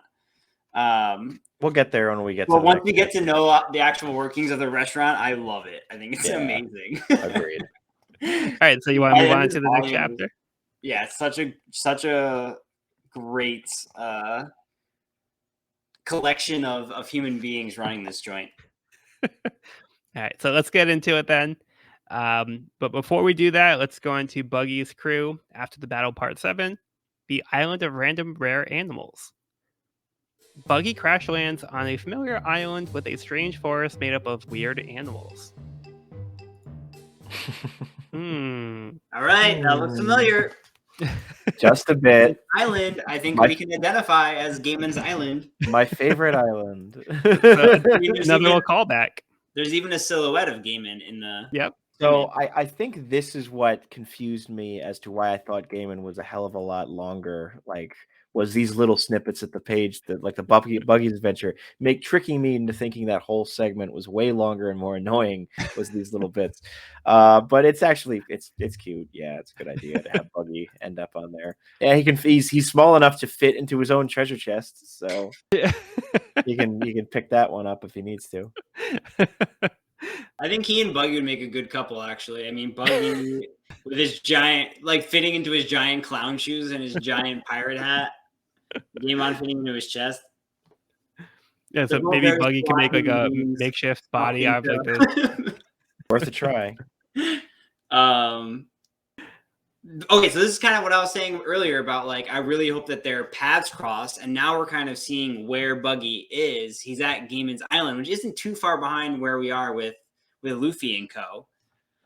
So I'm like hoping that these paths continue and eventually cross. Yeah, so it's like a nice little callback. So like you're saying, like he's kind of back where Luffy was, so we kind of have an idea of like where Buggy is in relation to them. But yeah. So nice little callback, just a place that we didn't spend too much time to, but we recognize just from these little snippets here. You get to see these fun creatures again. The snake rabbit and the pig lion. Yeah. All right, so let's move on to chapter 43, Sanji. Ta-da! Ta-da! Luffy's crew makes it to the floating restaurant shaped like a big fish, the Baratier. They aren't the only ones who are interested in the Baratier. A Navy ship commanded by Lieutenant Iron Fist Fullbody has arrived as well. Noticing the pirates, he demands the captain announce themselves. Both Luffy and Usopp give their names. Fullbody recognizes the bounty hunters Johnny and Yosaku and insults them. Not taking kindly to this, they attack but are easily defeated.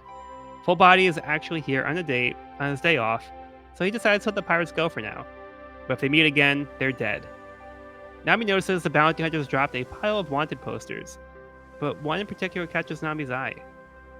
Suddenly, it seems Fullbody wasn't true to his word and orders his ships to fire on Luffy's crew.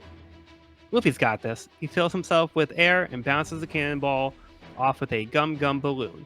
Unfortunately, his aim isn't as good as Usopp's, as he bounces the cannonball right into the roof of the Baratier. After the excitement of the encounter, Fullbody has now settled in with his date and have a nice meal at the restaurant. He tries to charm his date by showing off his knowledge of the wine that they're drinking. He describes the details of this particular wine with confidence. He knowingly asks the waiter if he's correct, but the waiter Sanji tells him he's wrong, and he's also not a waiter, but actually the assistant chef. He's just filling in as he delivers the soup. After making a spectacle, the other restaurant goers laugh at Full Body.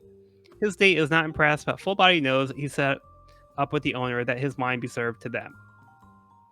Upstairs, the employees show concerns for their head chef, Zeph, who was injured when the cannonball crashed into the roof. They have customers to serve and have to make sure that they are all served.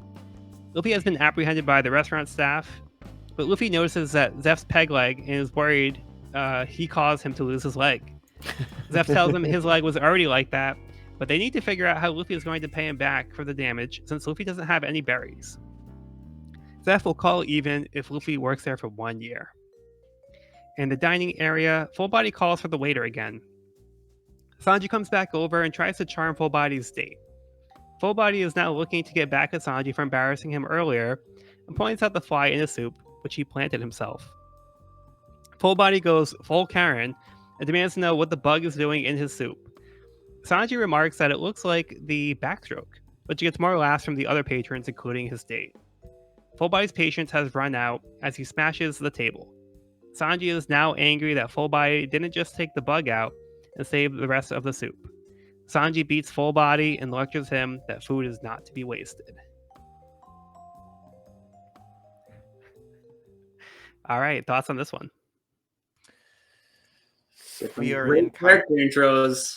We are in content that I unabashedly love at this point, and so cool. I feel like Full Body is kind of like Morgan round 2. It's like, okay, the giant axe hand was too bad, so what if he just has an iron fist? Yes. He's refined full metal body part. Yeah, exactly. I almost wish that every Navy member was just from here on out was just eventually like some iron body part, and eventually Oda's just like, this is Lieutenant Iron Toe Davidson. Like, it's like, okay, buddy, come on, you got to come up with a new gimmick for these Navy men. But I appreciate that he's just like, oh, you're pirates? Well, whatever. I didn't clock in today, so just don't fuck around. Like, don't piss me off anymore. I got a date, so it's cool. But then, of course, he gets absolutely just humiliated by this waiter. Yeah. Just and shows how much of honestly, and like while he may have had a strong punch, is ultimately just as much of a coward as some other of these villains when he's like, I set up this whole thing with the chef. Oh, what the hell is this? Oh no. Like he's trying to fake that knowledge and try to show off without actually having this like the knowledge to back it up. Absolutely backfires on him. It's so great. I love Luffy being like, I blew off your foot. Like, the idea that in the process of blowing off his foot, they've sealed Zeph's wound, treated it, and fitted him with a ped leg in like what, the span of 15 minutes? Like, they have some spares lying around. They're just like, nope, we're good and done. Yep, nope, we're already all set. Like, we have the right guys ready to go. We didn't clean the blood off the rest of his body, but just like, yeah, we're good. So, Evan, what'd you think of Sanji? Sanji's pretty cool dude. Pretty cool dude.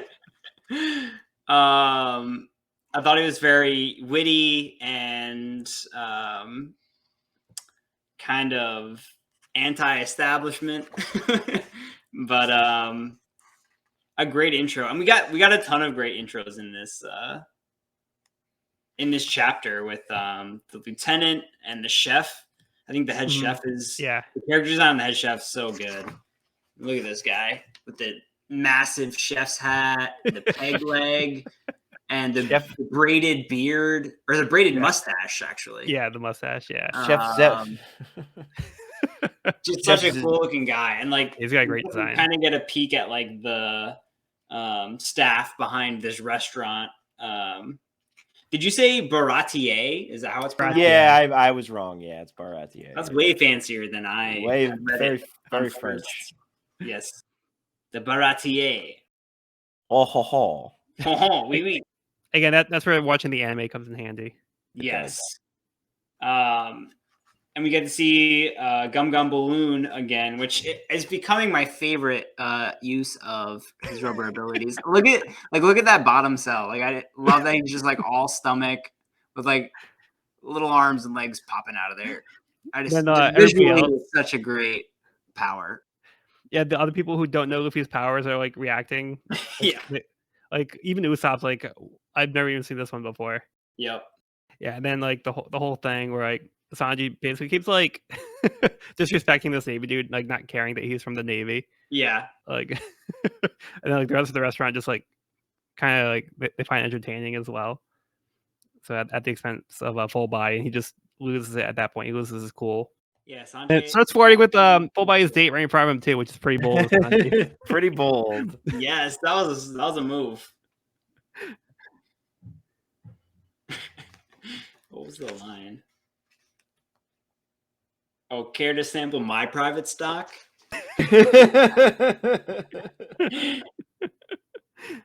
That's Well, he then bold. clarifies it's real wine. Yes, So we're talking maybe about it wine. wasn't quite as crude as we thought, but knowing Sanji, anything's possible. Oh man. I love that his private stock of bugs. That I guess that he just has that full body has like a bag of fake bugs or real bugs in his pocket at all times in case he needs to fuck with a waiter. This will come in So handy. good. Always bring it to fine dining. Never leave home without your bugs. But like that last page of just holding the absolutely beaten body of full body in his hand, body full Yeah. body. It feels like a villain page. It really does. In any other Yeah. manga, Sanji would be the bad. Like he's Darth Vadering that guy. Which I found out that holding someone up, no matter how physically strong you are, holding someone up at that angle is like impossible somehow with one hand. Like I don't know. The whole thing. Pulling by the face too, not even. By Yeah, the exactly. Not even by the face. neck or like the yeah. But regardless, a great image, an ominous image, but a great one. Yeah, it's great introduction to one of my favorite arcs. Yeah, I think Sanji is like pretty instantly likable, just in his like Yeah, regard for the rules and everything. And unlike Usopp, there's an immediate like, oh yeah, fight the man, let this guy like just taking down this whiny jerk and just yeah, absolutely taking no shit. Like for that's anyone true.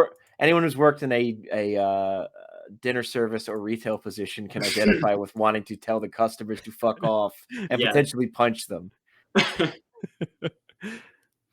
Yeah, Sanji's also kind of got this like cool, suave, like classy Yes. kind of like air about him. He's very smooth. I love when the lieutenant's like, "What's this fly doing in my soup?" And Sanji says, "It's hard to tell, but it appears to be the backstroke." Yeah, Just absolutely. that's a good one. Yeah. Perfect. That was a good like, one. It's a comeback that I wouldn't think of until like 2 hours later. Like shit, that's what I should have said. Right? Whereas Sanji, right off the bat, he's got it locked and loaded. Very smooth. But we also get that moment where Sanji gets mad that he's wasting the food. It's important. Yes. Yeah. I mean, I personally wouldn't eat it with the bug in it, but I'm also like low key like germophobic like that. I feel like it's a bit more like he smashes the table too, and he's just like, oh, And I think okay. the bug is planted. Yes. Oh yeah, it's established that he planted the bug. Yeah. Yeah, but Sanji's mad about the food going to waste because that's important to him. Yep. So to him it's about that. But I want to be eating the soup with the bug. So I'll give full body that credit, but yeah. Joel would also smash the table with his iron fist. He would. Yeah, That's I draw the line at like, I'm sorry, there's a bug in my soup. I'm not gonna eat it. The table will be intact. That's fine. I have some dinner manners. Fair enough. Fair enough. All right, so let's move on to the final chapter of the volume. Alrighty. Right. Chapter 44, Three Tough Cooks. Too many cooks. Luffy continues to bargain with Zeph, offering to work there for 1 week. Zeph does not see this as adequate based on the damages caused. Zeph won't accept less than 1 year, but Luffy has already waited 10 years to start his journey. There's no way he's waiting another year. Luffy tells Zeph that he will let Zeph permit him to work for 1 week.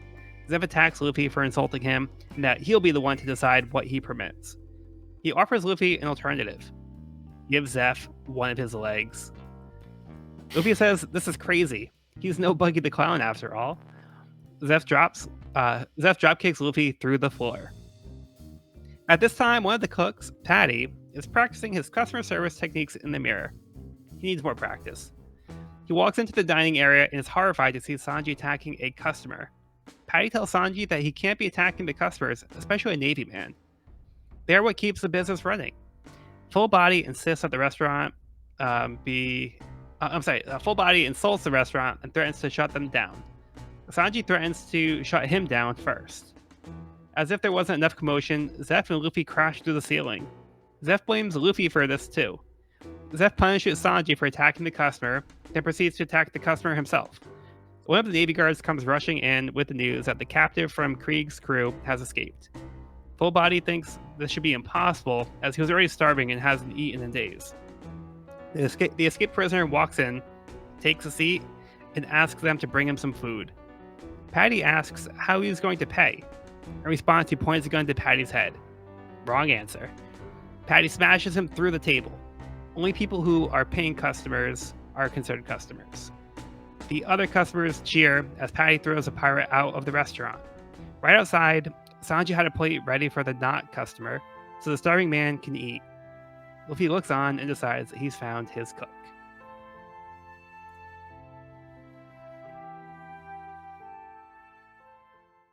Good stuff. What a restaurant.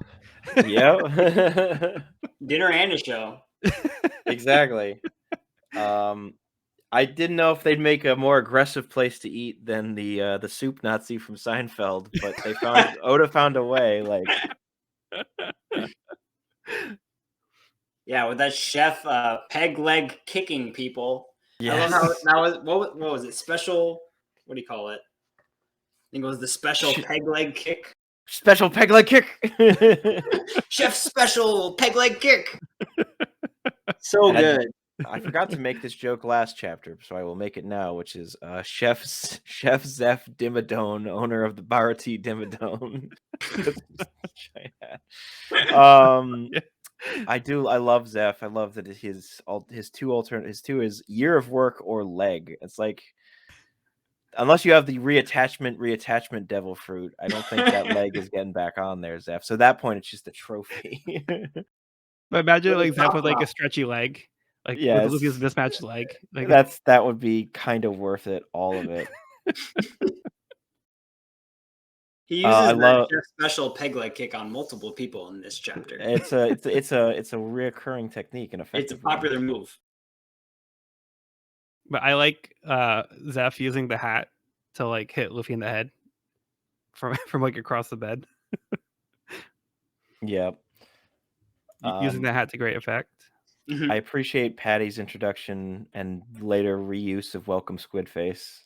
Yes. Like, it's this like weird mixture of he does this whole like customer is always right, customer is king, but then he's like insult, insult, insult, insult. Like, enjoy your food. He was like practicing those beforehand, so that was like the goal from the beginning. It really was the plan the whole time. Oh, that's the one. Nailed it. Then he gets to use it later, so very funny. The absolute shock and bafflement of Full Body, like, what the fuck is this place? Like, I came here for a meal and I'm having the shit kicked out of me by everyone in sight. Don't you know who I am? Don't you know who I am? I'm Chef Full Body, owner of the private bug stock. And initially, Patty is very resistant. You can see the working relationship between Patty and Sanji is, shall we say, not great. Hey, crap cooker. Crap cooker, crap server.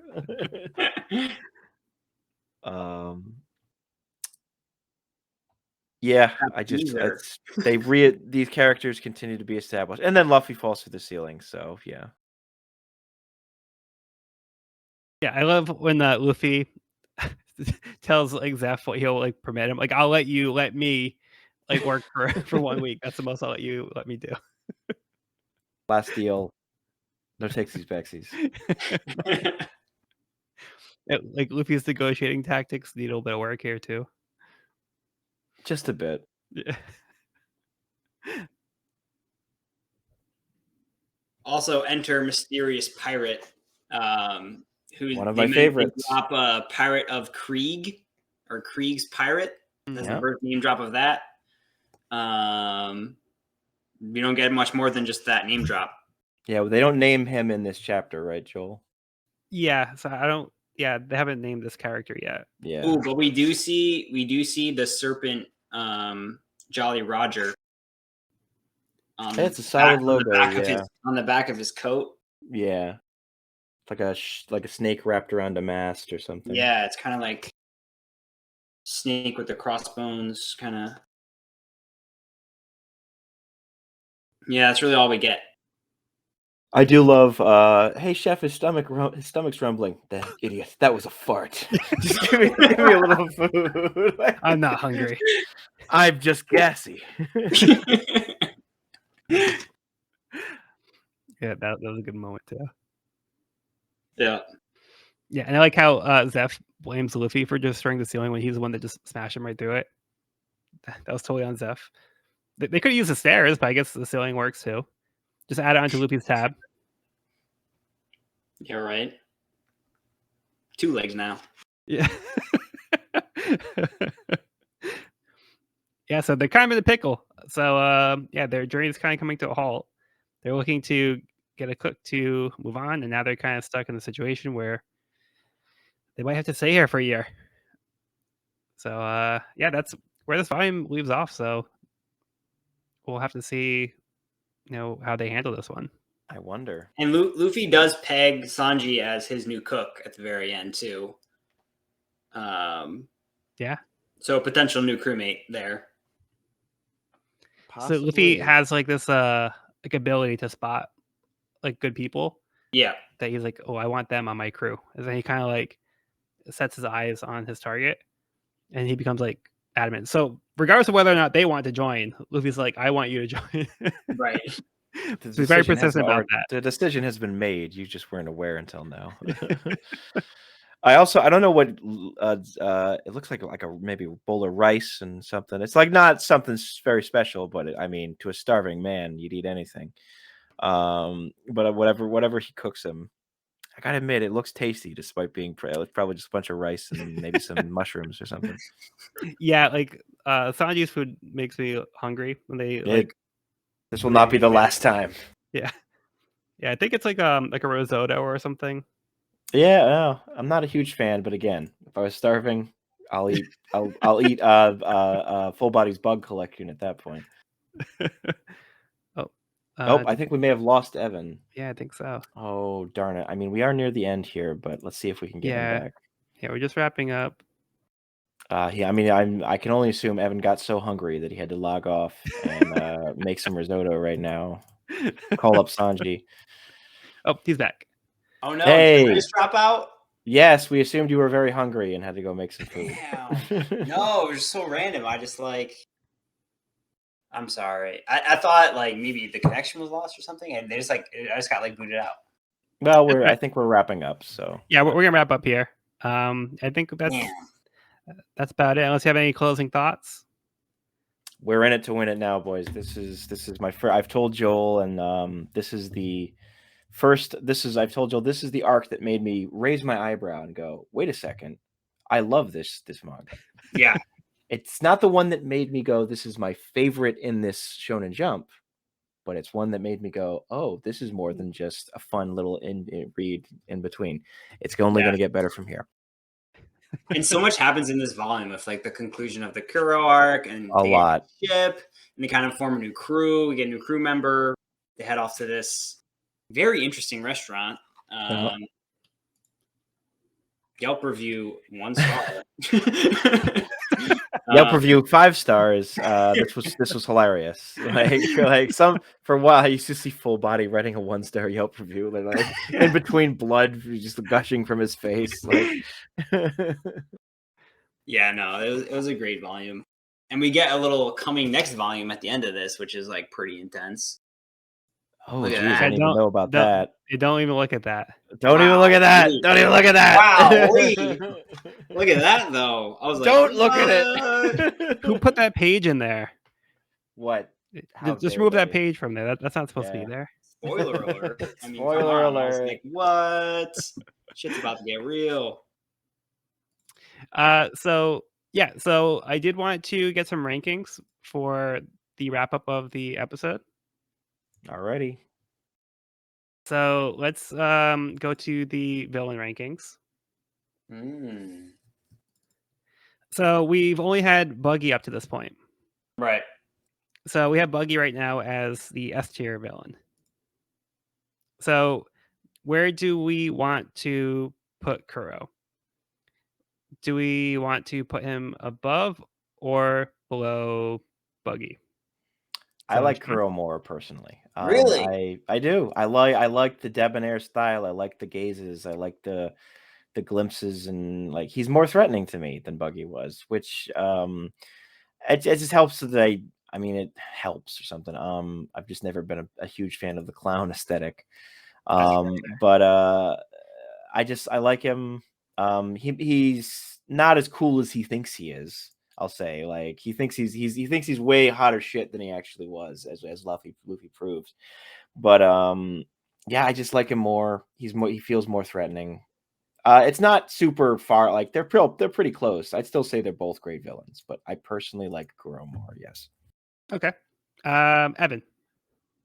I think that personally, I liked the Buggy battle better than the Kuro battle. Like they both had their two henchmen. Like each of these bosses had two henchmen that Luffy had to fight before getting to fight the main boss.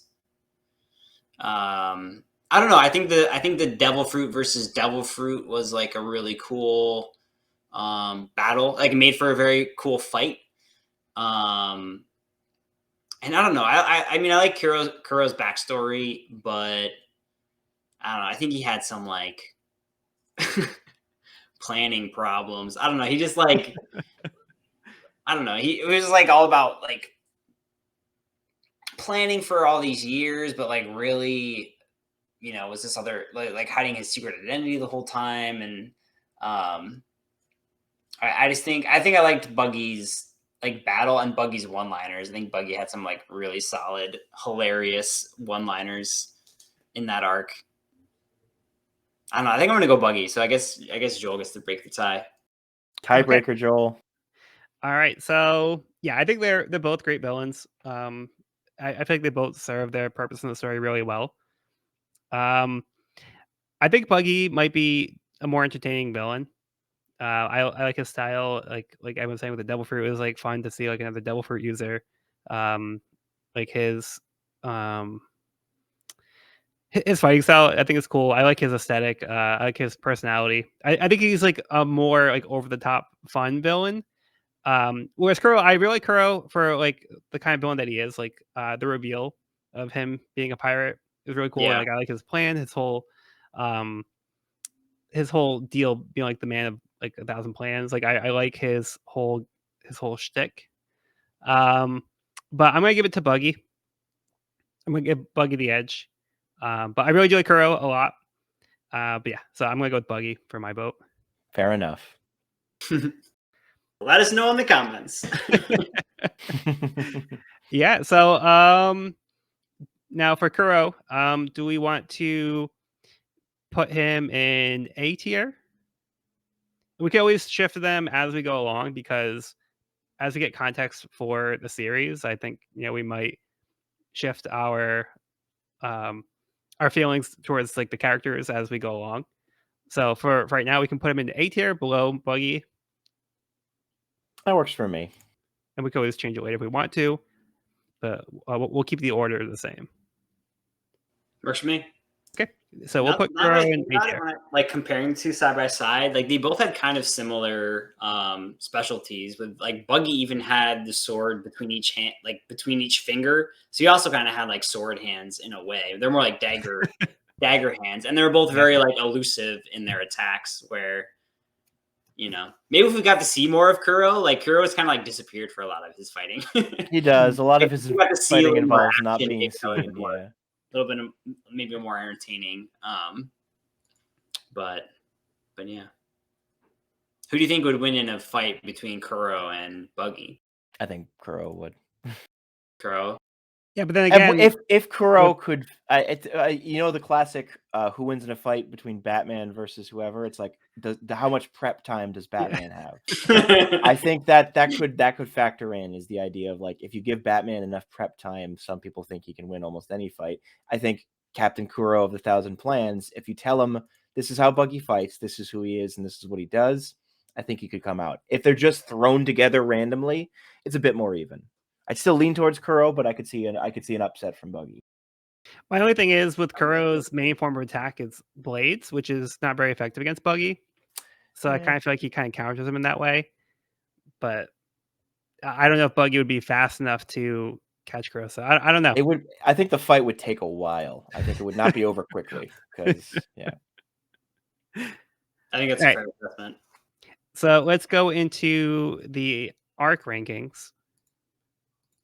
So you both had Romance Dawn as first and then Orange Town, and I had Orange Town as first and Romance Dawn as second. Where would you guys place Syrup Village, Sean? I'd say it's my favorite right now, but it's not gonna last there for long. But, yeah, I'd put it just above Romance Dawn, or, like, I mean, they're all pretty close right now. There hasn't been a particularly weak arc. There hasn't, well, okay, Gaiman, but it's like one chapter. But, like, I wouldn't even so consider that an if arc. we're not counting it, then yeah, then I can't really give you a definitive answer. I will say Syrup Village, yeah, just because there's some very good stuff in there, some great panels, some great art. But as far as, like, it's not like a absolute certainty. It's more of just a gut feeling right now. Okay, so you put Syrup Village I'd put it as first. my favorite yet. Yes. Okay, and Evan. I mean, I agree with Sean. I think there's like a lot of. I think they're all very close for starters. And I think the reason I really like the first chapter was because of the team building and like getting to know the characters and that. And I think in this recent arc, I think the team grows, which is exciting, and they also get their ship. It becomes like more of a legitimate pirate crew.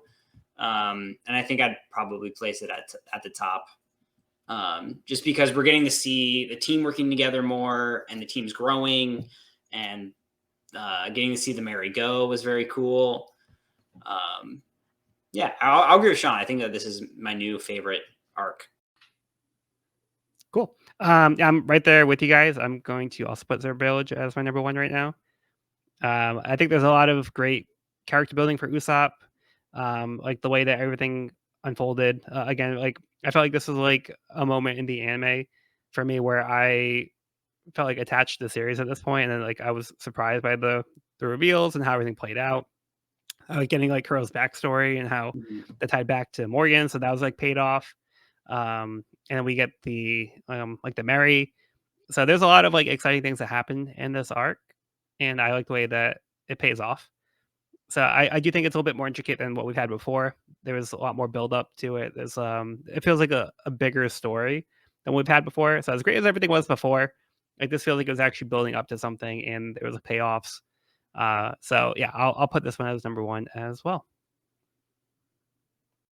Nice. We're on the So, same page. does our favorite villain come from our least favorite arc? So far. Interesting. It's been really fun getting to see the crew dynamic, and I think like getting to know Usopp more. I think like Usopp and Luffy kind of have a similar demeanor, where like I think maybe Nami and Zoro have a more like relatively more similar demeanor. Yeah. But I know I think like Usopp and Luffy are like speak their mind and are very like outgoing and upfront, where I think Zoro and Nami are both a little more reserved, kind of doing their own thing. But it's making Yeah. for a very interesting crew. That's to say the least. Yeah, and Usopp and Luffy are both excited about the pirate life. Yes. They're eager to be pirates. So where like Zoro and Nami just kind of fell into it, they were like that was their goal. Like Luffy and Usopp, they wanted to be pirates. So Yeah, I feel like they had that kind of kinship with that. definitely.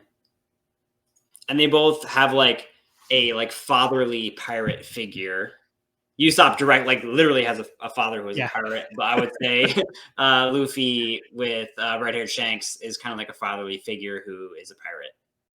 Yeah, so they both have those figures that inspired them to live that kind of life. Yeah. And All there right, might so be a new crew member very soon. we'll see what's to come.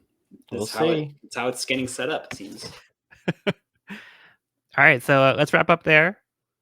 Yeah, so I've been Joel. I also go by Pirate King Codex on YouTube. I have some more One Piece content there. You can find the episodes of the podcast on that channel, but you can also find it on the We Are Reading One Piece podcast YouTube channel as well. There's a link to each one on different pages. So if you want to avoid any spoilers, since this is your first time going through the series, the YouTube page dedicated to the podcast will be solely for that. So you don't have to worry about seeing anything that we haven't covered so far in the series. All right, and we also have Sean. Hello, this is Sean, Samael76 on Twitter. I'm excited to see what we're getting onto next. All right, and we had Evan.